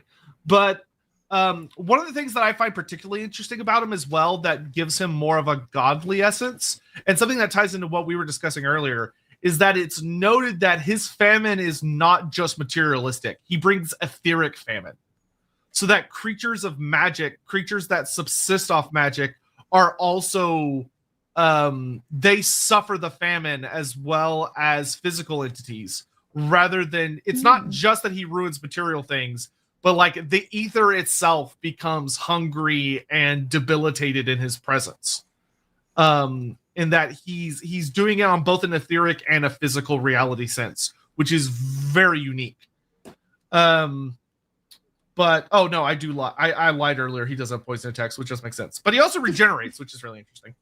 And also I've used him in tabletop before. He's so mean in tabletop. He doesn't do anything. Like, he just causes all the enemies on the table to have to roll famine checks, which does a bunch of damage before the battle starts, and then after that he basically does nothing the rest of the game. You hope you kill all your enemies in the deployment phase, and then he's basically spent. I mean, that checks out with him being a herald of famine, not like actually doing much once it happens. I do quite like what Vera suggested, like the link of them, that potentially the Great Maw and the comet is what pushed him over the edge. And that this creature is related to what happened there. I mean, there could be, if we're going with what, so I don't know how Liz or Andy would feel about this when it comes to the avatars.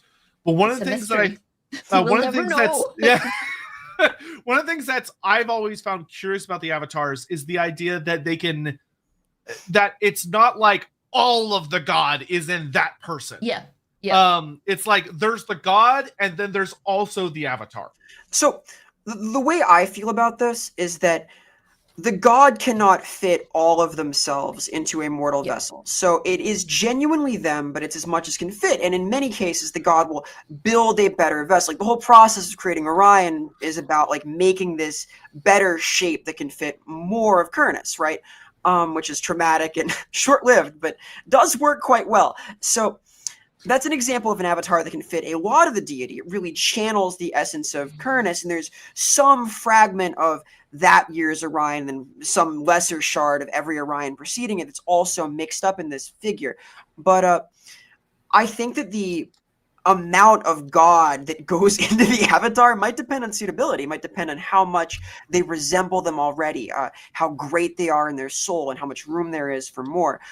So a powerful Great Bray Shaman already tainted by chaos might be a completely unsuitable vessel that is only worsened by this shard of godhood. Yeah. So what I was going to say that it could be interesting is it could be that Slug Tongue wasn't even originally a Bray Shaman, because we know that the majority of Beastmen were just humans or other creatures that when chaos came they were warped and changed into what we now understand as Beastmen.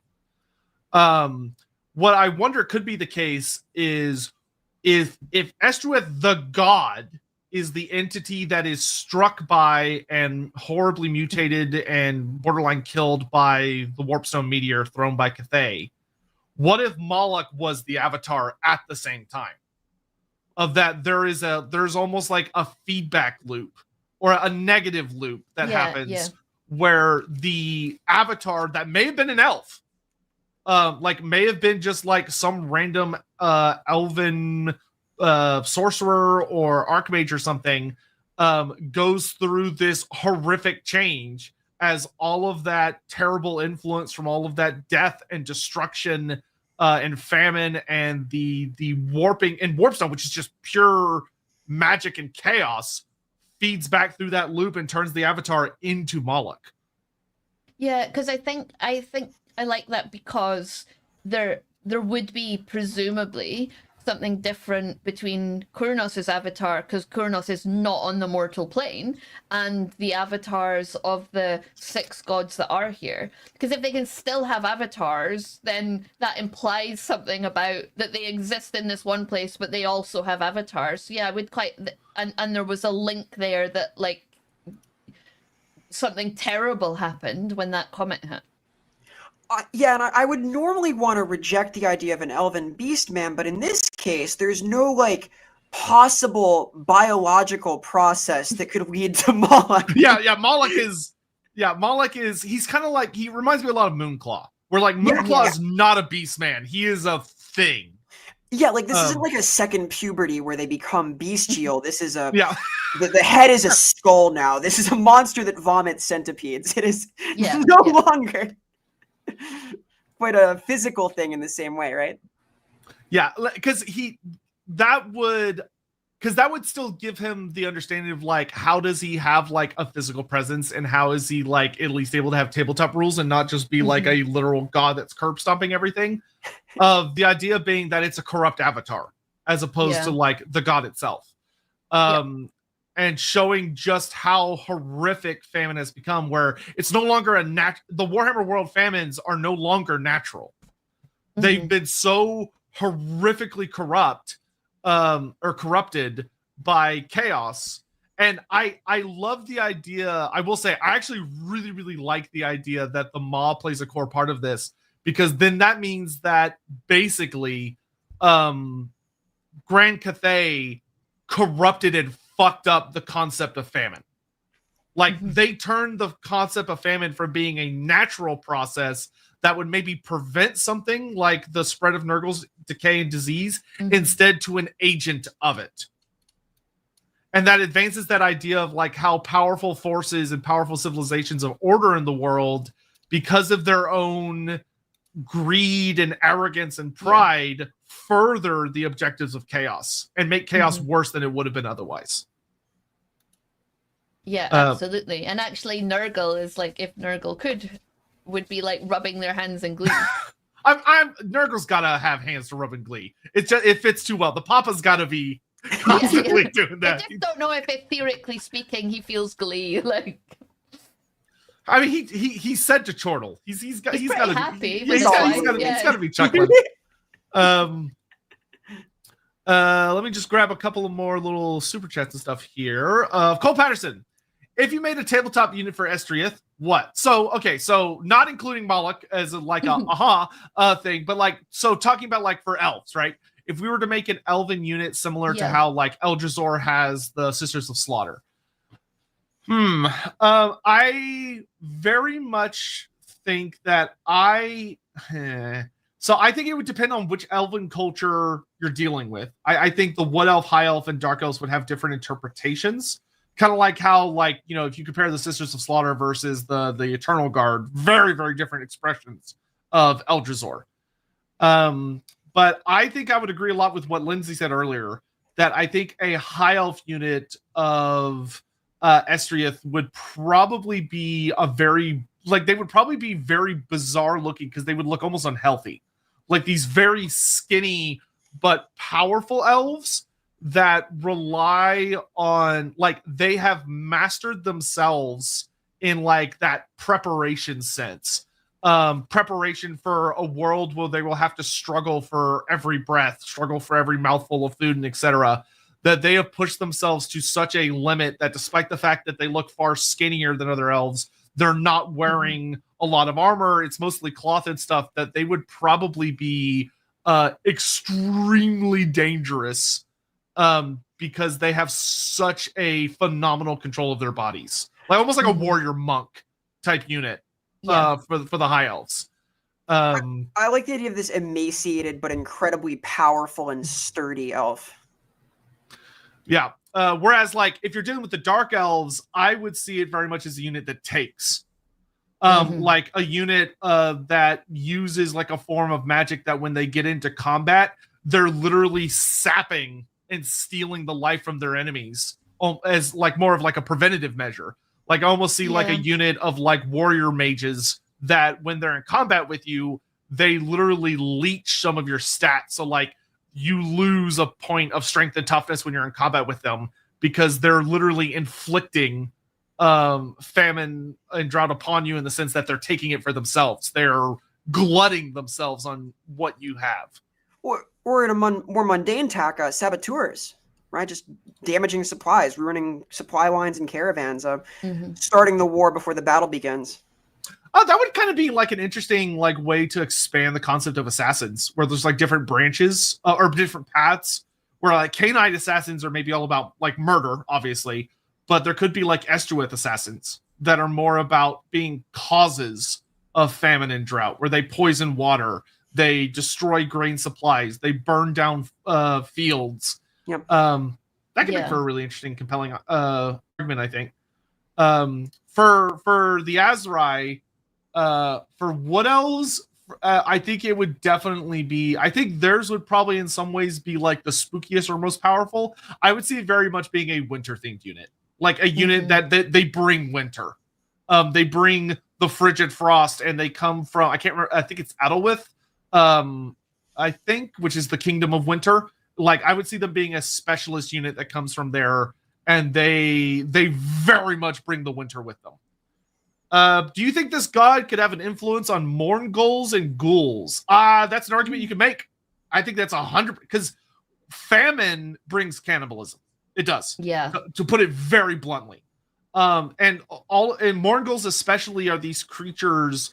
We've spoken about Mourngulls before, especially back on the Ghoul stream. that they are frankly a much more faithful adaptation of the Wendigo, where it is people that are up in very cold places who become so driven by malice, because there has to be an aspect of malice. It's not just hunger, but there's something very angry and bitter and spiteful about them that refuses to die, but they turn to cannibalism. Because if you go watch the Ghoul stream, there's a lot of notes about how cannibalism under many circumstances will not result in ghouldom or turning into a Morgul. There has to be a level of sinister. There has to be a sinister aspect to it for the curse of Nagash to work properly. But if you're running, continuing to kind of tie things together, because we love to do that on Lorebeards, even though some people may think it's crazy. But for Morguls especially, which are not ghouls, they're a completely unique concept. But they're these like horrific entities of winter and hunger.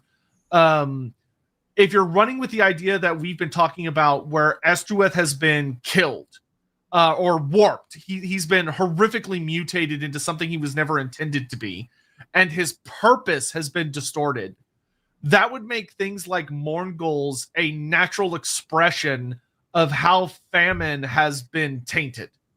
Of that, instead of it simply being that if you give in to Famine and you eat others, instead of it simply being that that's it, you've survived, you've done the desperate thing, you've done what you had to do to survive, good job, you survived, where instead in the Warhammer world you're punished for it. You know, Nagash unleashed a curse upon it, where this should have been a godly domain. How was Nagash able to take basically an entire domain of a god and curse all of humanity? It could be because the guardian god that was supposed to be there was not there. And you know, that's really interesting idea. Yeah, so the idea that that when people suffer under famine and drought, and they do something in order to survive that is not the best, and it draws different actions have an etheric echo. So like when you do something in the Warhammer world, it causes an echo in the divine realms. Certain emotions cause echoes in divine realms, etc., etc. So when you do something that causes that echo that hits this warped, horrific entity that is now the god of famine, it turns its attention upon you, and you are warped. Yeah. You are mutated into a horror beyond recognition, whether that is Morgul's or whether that is Nagash exerting his own incredible influence to twist it to his ends, where you become Ghoulkin, or whether that's you become adherents of the Great Maw, or you're lost to cannibalism. I mean, think about how like Khorne, a lot of Warhammer literature as the world carried on, Khorne gets heavily associated with this concept of blood feasts, where people can become fallen to Khorne by eating other people out of desperation. Though Khorne does it through this like really perverse sense of violence and eating others in order to survive, but in these like really gory spectacles. And once again, it's because there's not that divine protection there, where like if you're losing yourself to battle lust, but you're doing it in the name of Cain or Sigmar or Ulrich, there is some divine protection that prevents you from falling to Khorne's influence. There's a safety net. You could fall through the net, but there's at least a net that's likely to catch you. Whereas with Estreuth, the argument here could be that the net's gone. I think that really rings true with what you've described there, that there's multiple ways in which you can eat things badly and it goes wrong in the Warhammer world. Like that's yeah. This lines up nicely somehow, doesn't it? Yeah, well, that would be the hope. Aaron Burr, where do Gorgers fit into this? Interestingly enough, I would very much make the argument that Gorgers are like the true children of Estreuth among the ogres. I mean, think about that. What ogres do is they literally, if a baby is born and it's too thin, it's too fragile, and looks like it's going to starve to death, they abandon it. They offer it to the earth. They take it down to the caves below their tribes, and they put it in the Warpstone caverns, and they leave it there to die. But they don't, because that hunger, that famine, evolves them into something else permanently. What I love about this angle is it makes the Great Maw into this like horrible transformation of benevolent interest, like this real desire. The ogres shouldn't be hungry, and it's gone about that in the most horrible way possible. They're just always eating. They're always cursed to eat more and more.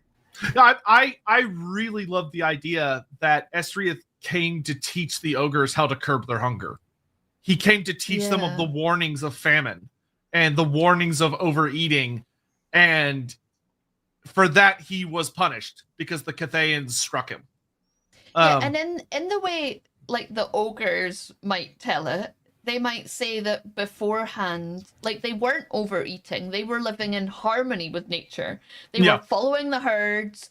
The Cathayans encroached upon their herd lands, and they ate the occasional Cathayan, they came into our hunt lands. How was I supposed to tell the difference between a young deer and a young Cathayan?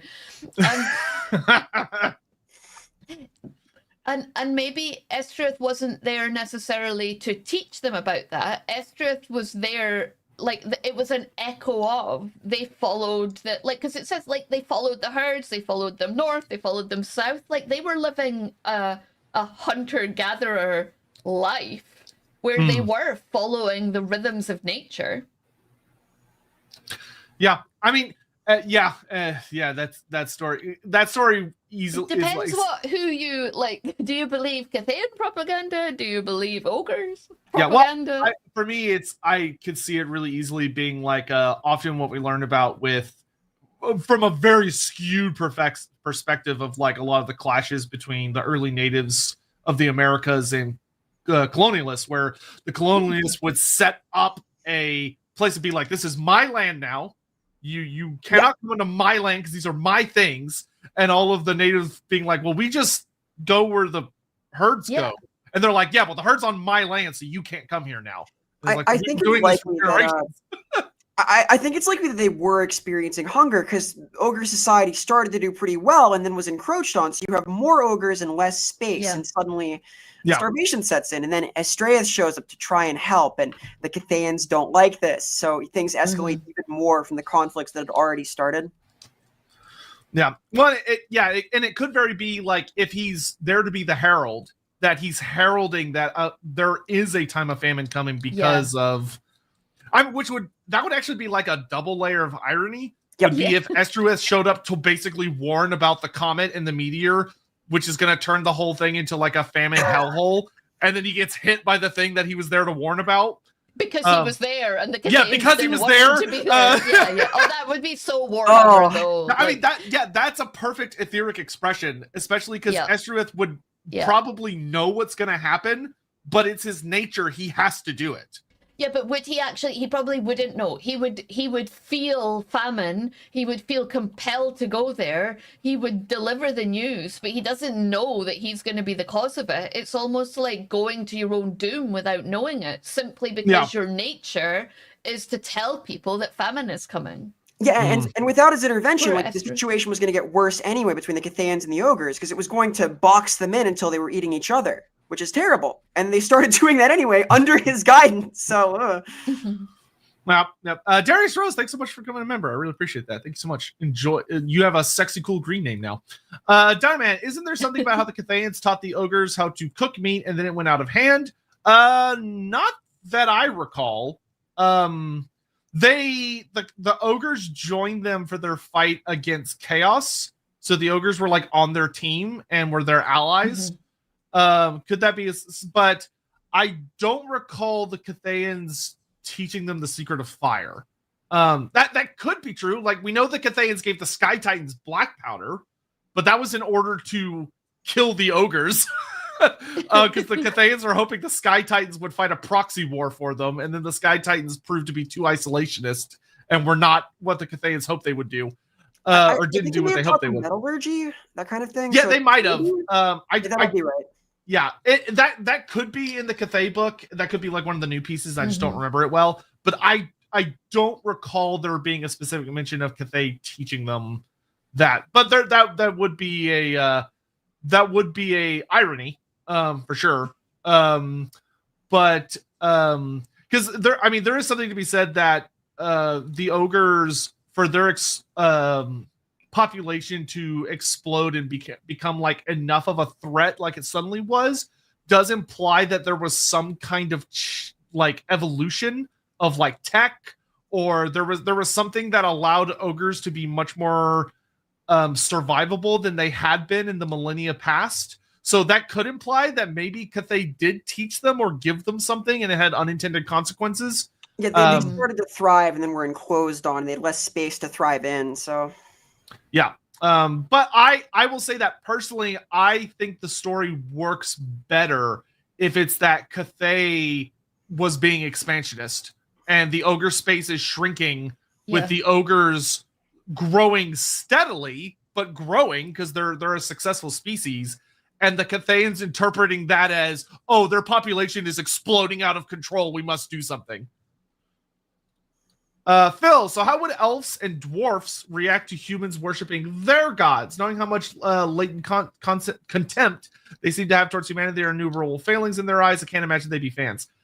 So we see a little bit of this with like, well, to be honest, that just is the setting. A lot of the human gods are very strongly implied to just be the elven pantheon. There are possible explanations, right? Like it could be that like there's this true name for this divine concept that comes from Anakian, that's the source of all of these names that are similar. Sure. It could be that elven ruins inspired these depictions of the deities because they were already there and they saw, oh, this looks like God. It could be several things. It could be the same thing. So yeah, but within the setting, many elves believe the humans are literally just worshiping their gods under different names. Yes. And I would say that generally, I think for a lot of the elves, the dwarves don't really care, to be honest. Dwarves do not worship like all the other races do. They revere their ancestors, but it's not worshiping a god. Yeah.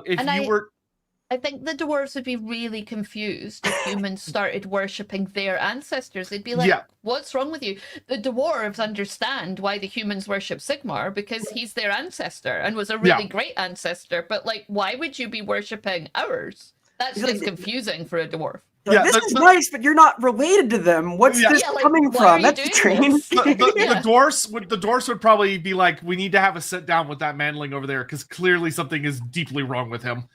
But I would also say that when it comes to for the elves, I think some of the elves would think that, of course, the humans are going to worship the gods that we think are our gods because they're the gods, and as such they should be. And other elves would probably be like, ugh, gross. But I don't think the elves worry that much, to be honest, about humanity, because in a lot of ways humanity is kind of beneath them, and it's not something they really need to worry about in their view. If you think about the experience of an elf who may have lived for longer than Sigmar has been worshipped for, it's kind of irrelevant what humans worship in one generation and the next because it changes all the time. The way they worship Sigmar in 2512 or wherever you are in the timeline in your campaign is different to the way they worship Sigmar in 1500. The way that Ulrich's priests like aren't celibate and then are celibate, like that would just be like in the same way that dwarves would be really confused by humans worshipping ancestors. I think elves would be a bit like, it's a bit irrelevant what humans do. They change every generation and they don't remember because they have terrible records, and so they don't remember what Sigmar looked like. My guy does because he saw him. I would say there's kind of one exception that humans are especially good at worshiping among the elven pantheon. And he has no, it's Cain. He's got a human cult. They're quite good at this. Yeah. It's very simple. it's very simple, and Cain is pretty like pure murder. Yep. Yep. So yeah, no, you were right, gentlemen. Yeah. So you're right. I did go check the original Ogre Kings book, and it does say that the Cathayans teaching them the secret of fire is what caused things to start spiraling out of control. Because that's interesting because like cooking meat does allow you, right? Cooking food does allow you to extract more like calorific value from it, right? You get more energy from it. So I suppose there's something in that if you were taught fire and then ogres had more ability to extract the calorific value from their food, it made them more successful, and there was an explosion of ogre population, which is exactly the kind of thing that a god like Estreuth would look out for, because it's like a change from what nature is doing to like man-made fire that's changing the ogre demographics, I guess. Yep, it would have been fire, which is a drought, right? The consequences of one of his siblings. So hey, that's really interesting. Yeah. Yeah, that would be a very unique version of that story of Estreuth warning about coming destruction, of that the ogres being given fire and Estreuth being like, this has dire consequences. Yeah. My brother's gifts come with a cost. Yeah. Ricky, Tzeentch outdid himself with this tricking the Dragon Emperor into tossing the Warpstone meteor, taking out an elven god, cursing an entire species, and birthing a new corrupted god and avatar. Well, I will say that I find Tzeentch works best, in my opinion. I find Tzeentch works best if his manipulations are subtle. Where like the only way I think I would want Tzeentch to be involved in this story, because I think it's important for the Cathayans to have their own agency. And I would say the only thing I would really credit Tzeentch with is I personally like the theory that when the Astromancer court reached up and grabbed like the biggest celestial body they could find, they did not realize it was Warpstone, or Tzeentch basically subtly guided them. Or like maybe one of the members of the court was a Tzeentch cultist, or they hate the god so much, and they knew that only Warpstone would take out the god. They just didn't expect it to go so horribly wrong after. Like, they're not omniscient, although they've got people that can, look into the future. They're not necessarily seeing the future unfold before them, as I think you said in another stream, in like 4K clear vision, right? So, yeah. I like this as a terrible decision made on mostly accurate information that there's a god of hunger here now. Uh-oh. Better do something. What'll be strong enough to take out a god? That Warpstone meteor. I would also very much like... Yeah, that's true. Because I really do love the idea of the Cathayans having that very human, like obviously the dragons are the ones that ultimately pull the trigger, but of that there is that very human understanding of hearing the term the Lord of Hunger and saying, well, that's obviously bad. That is obviously evil. That is a threat that needs to be destroyed. He brings famine and drought. Well, we need to kill him. Instead of understanding that he is important and that he's a critical aspect of things being allowed to flow properly. Yeah. But yeah, I'm trying. So, okay, we talked about coming to the world. We talked about physical manifestations. We talked about potential units that could be associated with it among the elves. I do love the idea, especially that the elves still worshiping Estrith and not realizing what he's become. Especially because, a god's a god. How would they know? Yeah, it's like they wouldn't know, and a god's a god, so the fact that some of them could still be receiving blessings or like divine influence, but it's coming from a corrupt source, I think would be genuinely intriguing. And like the fact that the followers of Estreuth don't realize that they are then vectors of corruption into elven society is really, really fun. Where they have then turned from they're doing the correct thing to, like, if we're dealing with like the high elf doomsday prepper versions, they've become far more extreme and they've become far more like almost destructive. Like I like the idea of some of them being so obsessive to the point that they do start destroying supplies. They do start destroying the stores and preparation attempts of other elves because they're trying to get like the high elves to prepare, not realizing that they've gone too far and they're causing genuine harm. Well, even fasting might be seen by the Aesir as a sort of imbalanced activity, right? It's denying their body nutrition that it normally needs. It's stepping outside of like normal balance of your day, right? The lifestyle changes in a way that's sort of strange. And this is true for any like really aligned elf in some way, but it's an interesting question though, as to whether if Estreuth is corrupted, whether the elves that follow the path of Estreuth, because elves worship gods in an unusual way, right? So if the elves are still following the original path of Estreuth, the tenets that have been around forever, then they're not a vector of corruption. They're actually a vector of purity that could bring the avatar back. That's true, because that actually is a very good point, because they would be following the original intent of Estreuth, not what Estreuth is. The scary thing is if Estreuth has changed, are the followers of Estreuth still getting the protection they should, or are they now more vulnerable to Slaanesh without realizing it? So is that the vector of corruption that they've become in elven society? And the drought, thirst, excess, like kind of slipping into Slaanesh might be an area that, without realizing it, they're getting into.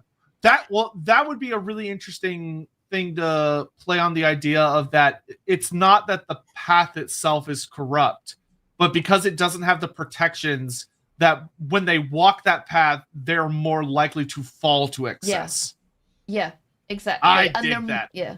I dig that, because that's and they don't even know it. Like, it's tragic, and that fits in with the elven.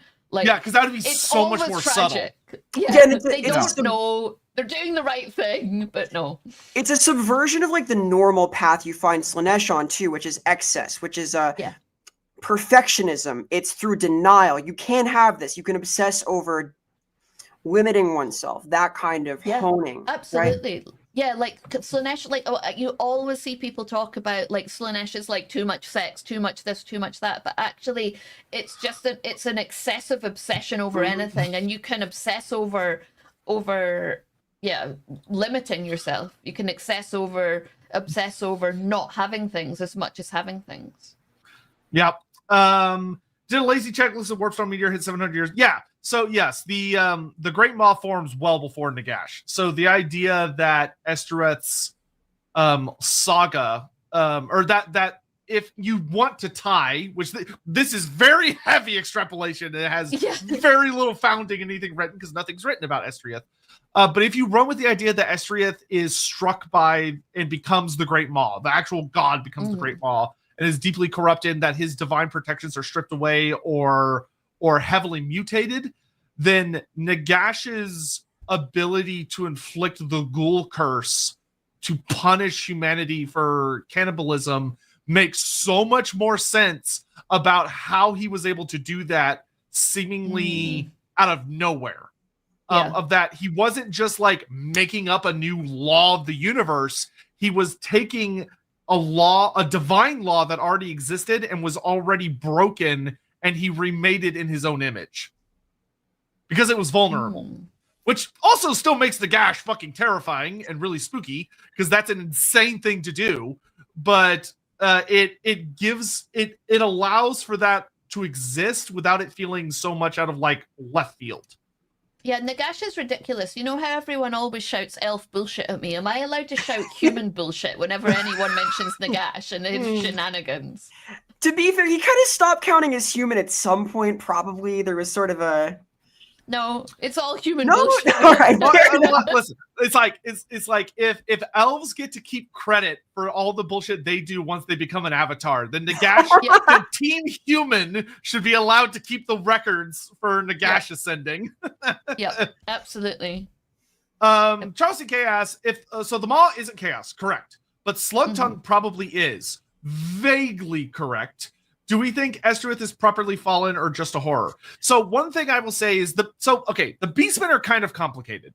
There are a lot of forces among the Beastmen that are associated with them, but are not directly chaos. And this is more an issue due to how Games Workshop handles things from the tabletop battle game, where if you were to go and delve in deep into the lore, you would likely come across large groups of Beastmen that are not actually chaotic in nature, in the sense that they don't worship the big four. Chaos is a very broad term, and it's a very broad spectrum. Mollik Slugtongue does not have the mark of any chaos god. He doesn't have the mark of Chaos Undivided. He doesn't have the mark of Nurgle. He's just a horrifying entity that the Beastmen just follow around. Like, he's not even said to, like, cultivate the Beastmen. He doesn't lead their herds, like, as a champion. He is just kind of this horrific, twisted force of nature that they follow around because they know how to take advantage of it. So I don't know if I would say that Slugtongue truly is chaos. Now, Games Workshop would probably look at you and say, no, he's obviously chaos. He's in the Beastmen army book. Yeah. But then the Beastmen themselves are a contradiction, because they have changed. So some people come to the Beastmen and are like, well, the Beastmen are like, you know, humans who've turned into Beastmen, aren't they? And it's like, no, they're way more complicated than that. There are war herds. They are arguably a stable species who've almost been tricked into worshipping chaos because they are shunned, and no Talite has ever gone out there into the woods on a mission to help the Beastmen understand that there's a different way from chaos, that they could live in harmony with nature, that they could worship Tal.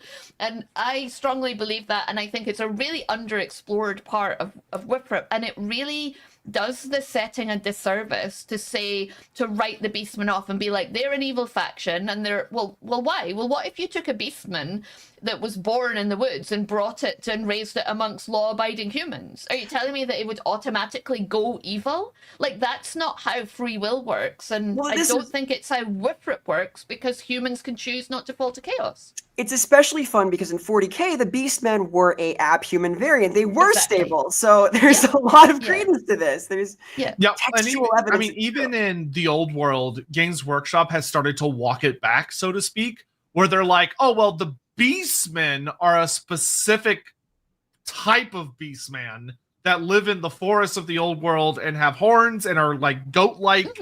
And that's what the Beastmen are, and they're chaos. But there are other kinds of like animal-human hybrids that are not Beastmen, even though they look like Beastmen. We do see this in End. We see this in End.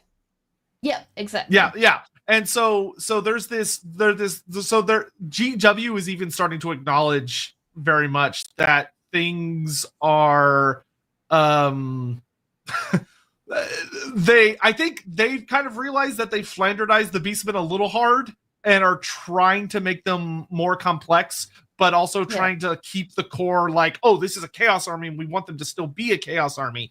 But I think the roleplay game, definitely, there's so much work that could be done to make the Beastmen such a more unique and beloved storyline. And that story of the Beastmen in the Empire, right? So they happen to worship chaos because they've passed it down from generation to generation. But if they didn't, there's still a conflict there. There's still a natural conflict with civilization, because they live in the forests, and humans cut down, and elves and dwarves cut down forests. Well, maybe not elves. You know what I mean? Like, civilization encroaches upon the forest. So, like, there's still a conflict there. They can still be antagonists. It's just you don't need to say and paint them with a brush and say, they're all chaotic, they're all evil, they're just like that. That's what they are. Yep. Andy says, looking at it all, kicking out the Slugtongue bit and all works really well. Slugtongue is a stretch that can be better explained by other routes, but beyond that, this is pretty epic. I like Slugtongue right where he is. Thank you very much. I think he is a literal Herald of Famine. I think he works really good for that. But that's just my opinion. I think that maybe, like, I do like the idea of a connection, but maybe Slugtongue is just taking advantage of the fact that Estreuth has been that could be a good argument as well. Yeah. That he's filling a void. He's filling a void, yeah. Kind of like how, like, if you have like a big gaping wound, it'll get filled with all sorts of corruption and nastiness. If you don't, Yep. something will fill it. Dino Man, really topic. The Druki want to destroy the vortex. What do the Wood Elves think? Athelorn and Larlorn. The Wood Elves, so they're kind of complex, but the Wood Elves have traditionally sided on maintaining the vortex. But all they really care about is maintaining the weave, which is kind of like the modern balance of nature. So there's a status quo they're trying to keep, and undoing the vortex would greatly disrupt the status quo. Yes. That being said, there would probably be elements among the Wood Elf factions that would favor destroying the vortex, but they would be the minority, I would suspect. Yeah, like if you were to ask them if the vortex should be made now, it might be a different story. But now that it's here already and the balance is shaped around it, it's a little less nuanced, I think. Good job, Lindsay. You saved Slug Tongue's involvement in the story. Good job. Yeah. He should have joined the stream if he wanted his opinion counted. Get him out of here. Cole Patterson. Sorry. No, go ahead. I've literally never heard the word Flanderize before. I've never. Oh, really? It's a super popular term over here. It's a useful one. Yeah. I understand what it is now, but I've never heard that term for it. Yeah, it's probably one of the like number one criticisms I see leveled at GW a lot. Is they love to do that. For anyone, by the way, just on the off chance anyone in the audience is like, what the fuck? It's based on Ned Flanders from The Simpsons, and it's basically a term for when you take like a complex, well-designed character or concept and you over-exaggerate one part of it to the extent that that little aspect of it becomes all it is, instead of the complex thing it used to be. I would have called it reductionist writing, but Flanderizing. Yeah, kind of, but like I think that's the more appropriate. It like highlights the most prominent example, the most he went from being a complicated guy with his own motivations who got angry sometimes to hide it, and he became just that. So yeah, good old Flanders, stupid, sexy Flanders. Cole Patterson. A she who thirsts, indeed. Yep. I was waiting for this whole stream for the most appropriate moment to talk about she who thirsts, and I felt that was it. Super Orlok. I mean, if part of his domain is in warding off malicious entities, his protections being ineffective but still inviting the negatives is very Warhammer. True. I mean, I do think that something I would actually like to see more of in the setting is those kinds of heralds of impending disaster. But they're not, because traditionally in Warhammer, if you have a herald of disaster, it's usually some chaos cultist guy or chaos sorcerer, and they're the thing bringing the disaster.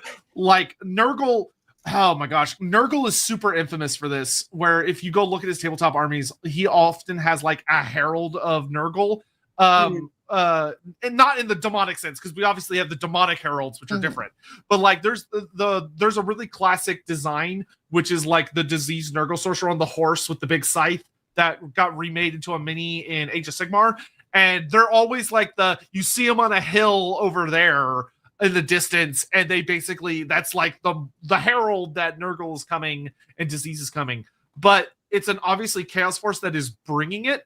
I would love to see Warhammer have more like etheric entities, spirits, and creatures that are more like if you see them, they warn you of impending disaster, but there's time to get out of the way or to like do something about washerwomen. It. Like you should always be careful if you're in Scotland and you cross a wee burn, and you see a washerwoman, just don't let her hit your legs with the clothing. What is a burn? Other than it's like a little stream. Oh, okay. A river. a small river.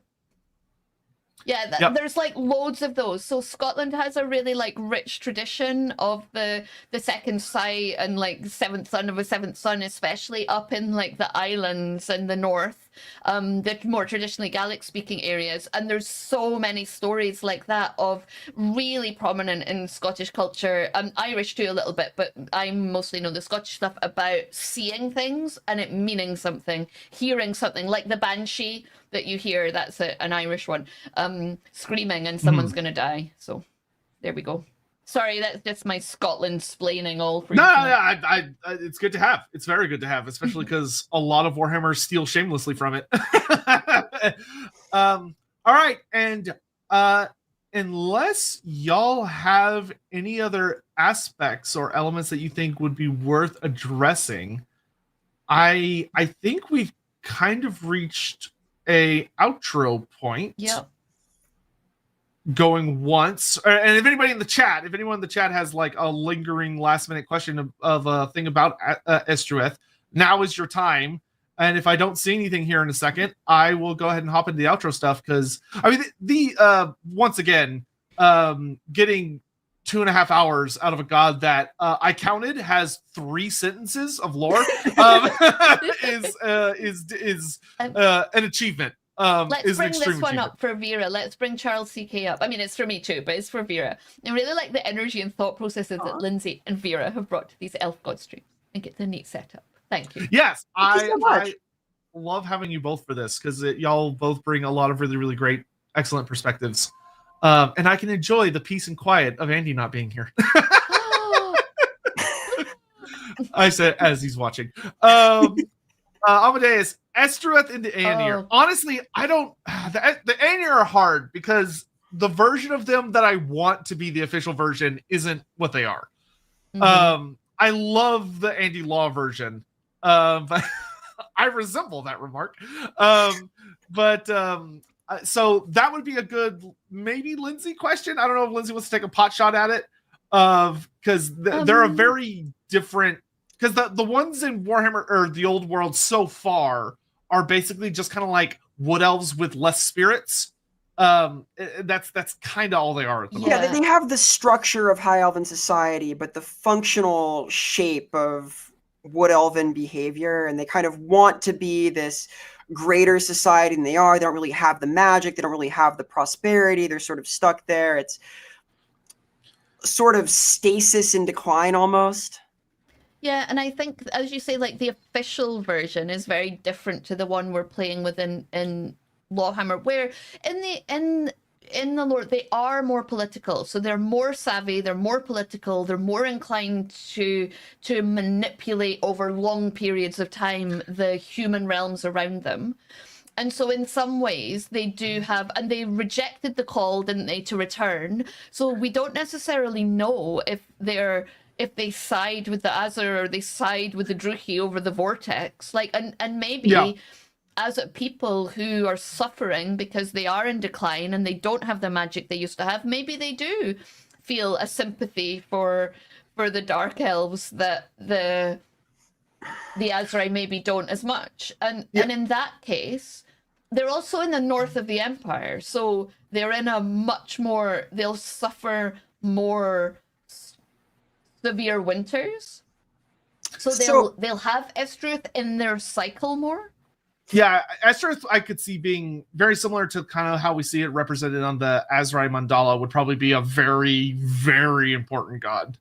Yeah, I would say they're almost the most likely to experience famine because they're so hard up. They're forced to barter with local human civilization. They have to trade off their lumber. They have to sacrifice the forest to continue existing. So maybe there's almost another axis for the hunger, the famine, the drought, drought of greatness. They're in decline properly, more so in like 4th edition than I think any of the other elven societies, because Nagaroth is strong off of piracy, and the Loren is its own form of paradise. It's difficult there. There's a cycle to it, but it's entwined with the elves. The forest is threatened as much as they are, but they're getting by. And Ulthuan's doing quite well. The recent material we've had out in the east of the island, they're flourishing more or less. The problem is indolence, right? Mm-hmm. And I think for the Aenir, they're the closest elves, and they've had the most influence over the north of the Empire, where you do get that really strong drive to Evernacht, the prepping that they're doing for Evernacht when the end times come, and you know the eternal winter of when Ulrich brings all the snow and there's the final fight.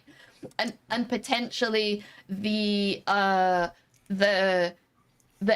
element of preppers for Evernacht who do destroy the stores under Middenheim have been influenced by the Aenir in a way to kind of undermine a local realm, and because they're highly political, so there's something really interesting there. So maybe when we were talking before about you've got the aesthetic ones, you've got what they do in other ones, maybe in Aenir society, that's where Estreuth is really about prepping, because they know the battle's not over. There's still a final fight to come. I like that. And I also like it because the structure of Aenir society is kind of like the original colonial project almost, except now they got trading partners who are hostile in some ways. So yeah. Diamond, having not seen LAWhammer, you should watch it. I think it could be cool if the Lorelorn elves actually sheltered human beastmen secretly to raise them as non-chaos.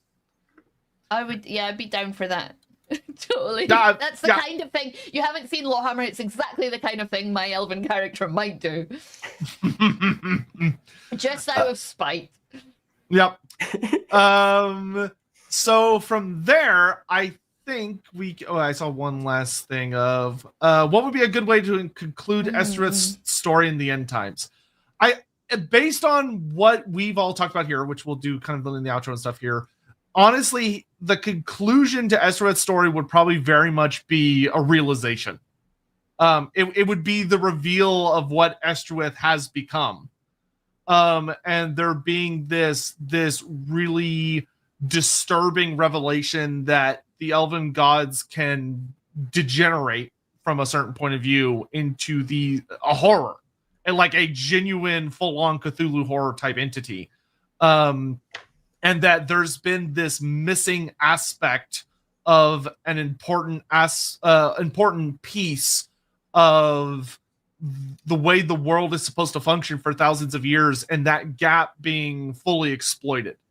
I think the way I would probably handle it, I actually think the Lorelorn elves would have been a really useful way to explore this story, of that for a society that relies very heavily on Estreuth, of them confronting and dealing with like Slugtongue, and probably this big buildup to them killing and striking Slugtongue down, to have that horrible realization that he is basically the pus that has arrived in Estreuth's absence, and realizing that god is just gone, or has turned into something far nastier, something that the ogres more deeply understand than they do.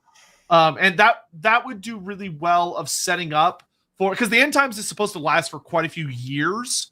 So that would be I think the way I would do it is there would be the horror realization that Estreuth is supposed to have come forth and been the herald to warn everyone about the end times so they could prepare, and he never came because he's gone, or he's turned into this thing. He's confused now. He's no longer. So nobody prepared, and it's here. And I would, if anything, I would have that actually be one of the opening stages to the end times. Is like as the winter settles in, especially in the north, like the winter is coming for the Lorelorn elves, and they realize that, although they've been making preparations for like the yearly stuff, that Ranadandra is here, and they are not prepared. Yeah, absolutely. And it'd also, be fun if No, you go. No, it'd be fun if these acolytes of Estreuth get like the first clear message from the deity in a very long time. Some like one impulse, something terrible, right? Because there's been this long absence, no real communication with the gods. Because the gods are very active in the minds of the elves. They engage with their followers quite deeply sometimes, but Estreuth wouldn't, right? Because he couldn't until. It would be fun if there was like a POV of a priest of Estreuth who gets that big ping after they've like, maybe right as they kill Mollik. That is what causes that sort of snapback of that. They get that brief connection and they realize what Estreuth really is now, and like what he's become. And you just have that. Like, I can imagine, like, if you were doing this really well and you had a lot of money and you could have fun with it, like, you have, like, the POV internal monologue of this character and their thoughts of them experience this, and, like, the last sentence talks about that he sees something and you turn the page and it's just a 2-page spread of the Great Maw, That would be fun and just terrifying and awful. Yay, Lovecraft. Yeah. And that would be, especially because the thing that was actually received the herald was the ogres, because the ogres have started to like the entire, for those who don't know, in the end times, the entirety of the ogre kingdoms picks up and moves. Like they all get up and start going west because they realize the end times have come. So someone got the herald, and it wasn't the elves. Yeah. This works really well. Wait. Any event.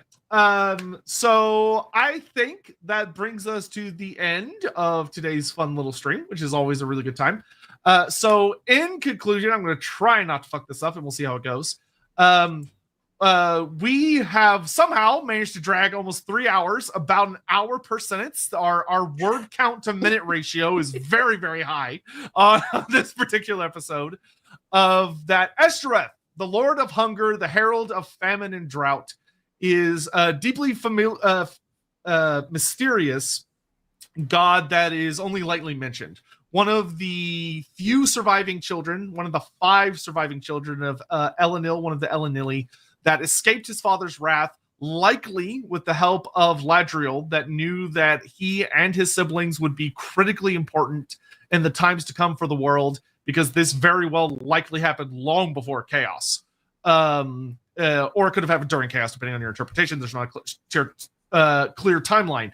But as Estreuth fled down to the world, Estreuth did not find his purpose needed as dearly by the elves of this age, that all lived upon an island paradise created by them with gods or entities that very much meddled with forces that they either didn't understand or that they were deliberately setting up to fail, because they want the end times to happen eventually in a certain amount of ways. So this Lord of Hunger is not needed by his people. He is ignored by his people, and instead journeys afield to find those that do. And eventually langs among the folks of the ogres. The ogres, and probably the halflings, who have been given things ahead of schedule. They've been given technological advances by Grand Cathay, the secret of fire that allows the ogres to be far more successful, far healthier, to breed far more rapidly, and to grow faster than Grand Cathay intended and start to become a threat. And this herald arrives to warn them of the impending famine that their actions are going to lead to. But as he is here, the Cathayans learn of this Lord of Hunger. And whether out of fear or out of hatred or out of simply a all-consuming desire to expand and control, the Celestial Dragon Emperor tasks his court of astromancers with unleashing a god killer, because Cathay is strong enough to get away with that. And they pull down a Warpstone meteor of unprecedented size that slams into Estreuth and just warps him beyond imagination.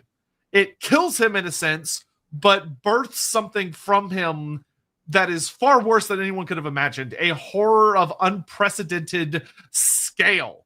An entity that far exceeds anything the Warhammer world would ever see before or since. The Great Maw, that changes the ogres irrevocably and makes them into a race driven by their hunger. And also the halflings, but GW likes to forget about the halflings. But don't forget the halflings, they're important. And they are driven out.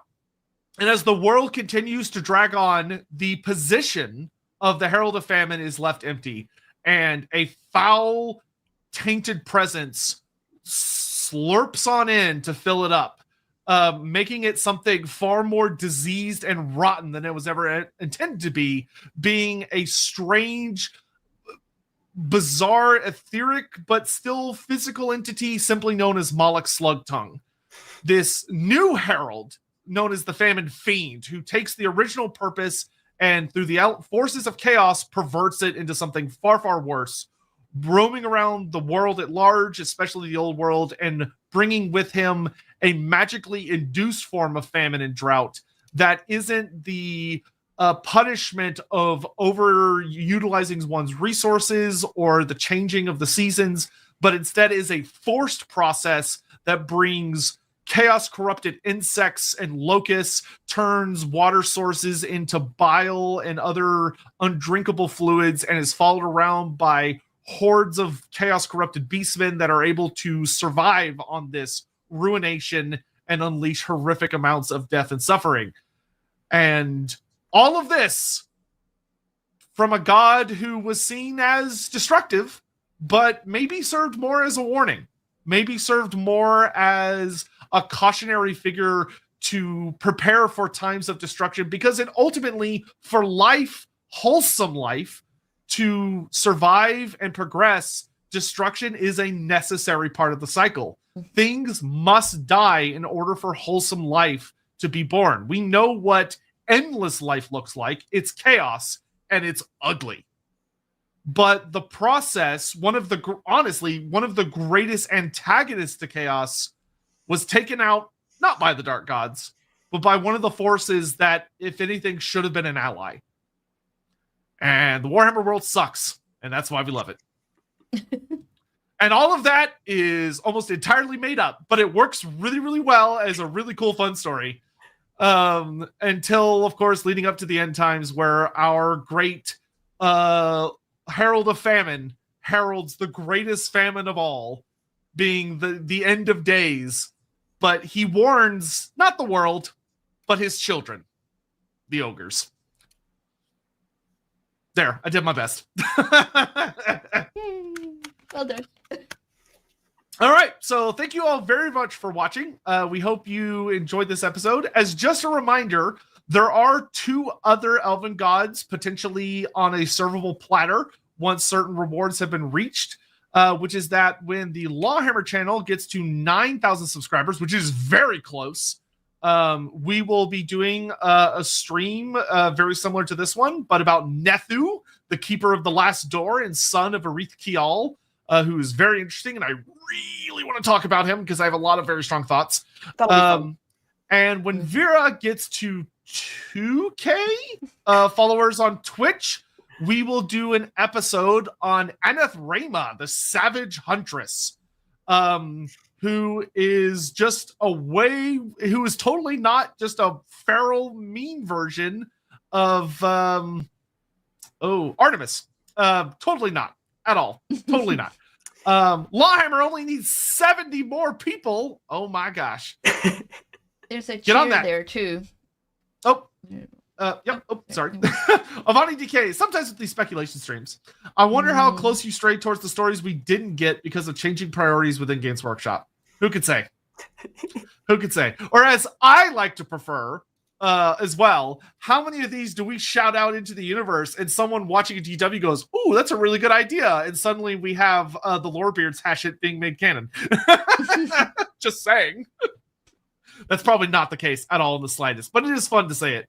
In any event, Lindsay, do you got anything like coming up in the future? Anything people should turn into over on like the LAWhammer Rookery things coming up this week? LAWhammer's off this Friday because Corner Goblin Erin's got an art show and a bunch of people are going to that. It's her opening. And on Saturday, on Inside the Rookery, we're continuing with Season 10, and we have coming on, let me just check, Steph Windross from Fistful of Crits to talk about making cozy one-shots, which I'm really looking forward to. Cozy role-playing is what we're talking about on Inside the Rookery, which if you don't watch it, go and follow Rookery Publications channel. We talk every Saturday night about TTRPG, board games, computer games, all the things we love with industry insiders. That's awesome and excellent. And Vera was on there a couple weeks back, which is super fun. That was a great episode. If you haven't watched that, y'all should do that. Vera, what do you got coming up this week? What are you up to? Where can people find you? This week I'm streaming Silent Hill F. I'm doing things like that. It's been a great fun time. It is a really weird Silent Hill game, but it's very interesting. It's well written. It's like a more action-oriented Souls-like game, but it's fun. I've been talking a lot about the setting and what's inspiring the designs and so on. In about a month, I have a new model coming up, which is going to be exciting. We'll see about the timing on that, but I'm hyped for that. Very exciting. Yeah, I need to tune into the Silent Hill F streams because I know some people that are huge Silent Hill fans that have apparently crashed out trying to play that game on the hardest difficulty. So I am playing the hardest difficulty, and I'm really enjoying it because I am both a huge Silent Hill fan, and I've 100%ed every Soulsborne game. So you're in a good place. You're in a good place. But that's all for us today. For Lorebeards, we will be back on Saturday morning because me and Andy are going to do a bonus stream where we're basically going to be revisiting old topics. It's basically an Ask Us Anything, but kind of with a flavor of older episodes. So if there's anything me and Andy or Vera and Lindsay or any other guests we've had on, if there's any time where we've talked about something and you want us to revisit it to expand more on it, or if you think, no, that's bullshit, y'all are wrong, and you want to call us out on it, or you want to have arguments with us, it's the perfect stream for that. And it's just a fun bonus stream. It's going to be at 10 a.m. CST, 4 p.m. BST this Saturday, which should then go straight into the Rookery. We'll raid straight into it. So you can just show up to that, and then we'll just shoot you straight off to the Rookery, which is great and awesome. And I'll be doing some Total War streams tomorrow and Friday. If you want to be on the lookout for those on my channel, I'll be on tomorrow evening and Friday morning. And then this Sunday, we're doing the Fae Enchantress, which Andy still needs to make the thumbnail for. I'm calling him out. But that one's going to be really exciting because, oh boy, GW. Oh boy, the Fae Enchantress. Oh boy. All right. Oh, yeah. Oh, geez. Yeah, you're right. So, yes, tomorrow there is also a Lorebeard. God, I'm so busy this week. Tomorrow there is also a Lorebeard stream in the middle of the day where I'm going to be on with Norn Queen Alexis, and we're going to be doing a special bonus stream. It's going to be her first time on Lorebeard. She's a good buddy of mine and a YouTube creator that primarily does Warhammer 40,000 stuff. But we're going to do a live stream talking about when lore clashes with tabletop rules, and how GW has had a history of attempting to make lore accurate rules, and when it works and when it really, really doesn't, and the history of that. So that should be a really good time, and hopefully I'll see y'all tomorrow. That's everything. Thank you all so much for watching. Do y'all two have anything? No, see you soon. Oh, just thanks so much. This was fun. This was really interesting. Great. Yeah. Awesome. We'll see you guys next time. Everyone in chat giving us all your ideas. Yep. Bye-bye. Oops, I'm clicking. I'm just clicking all the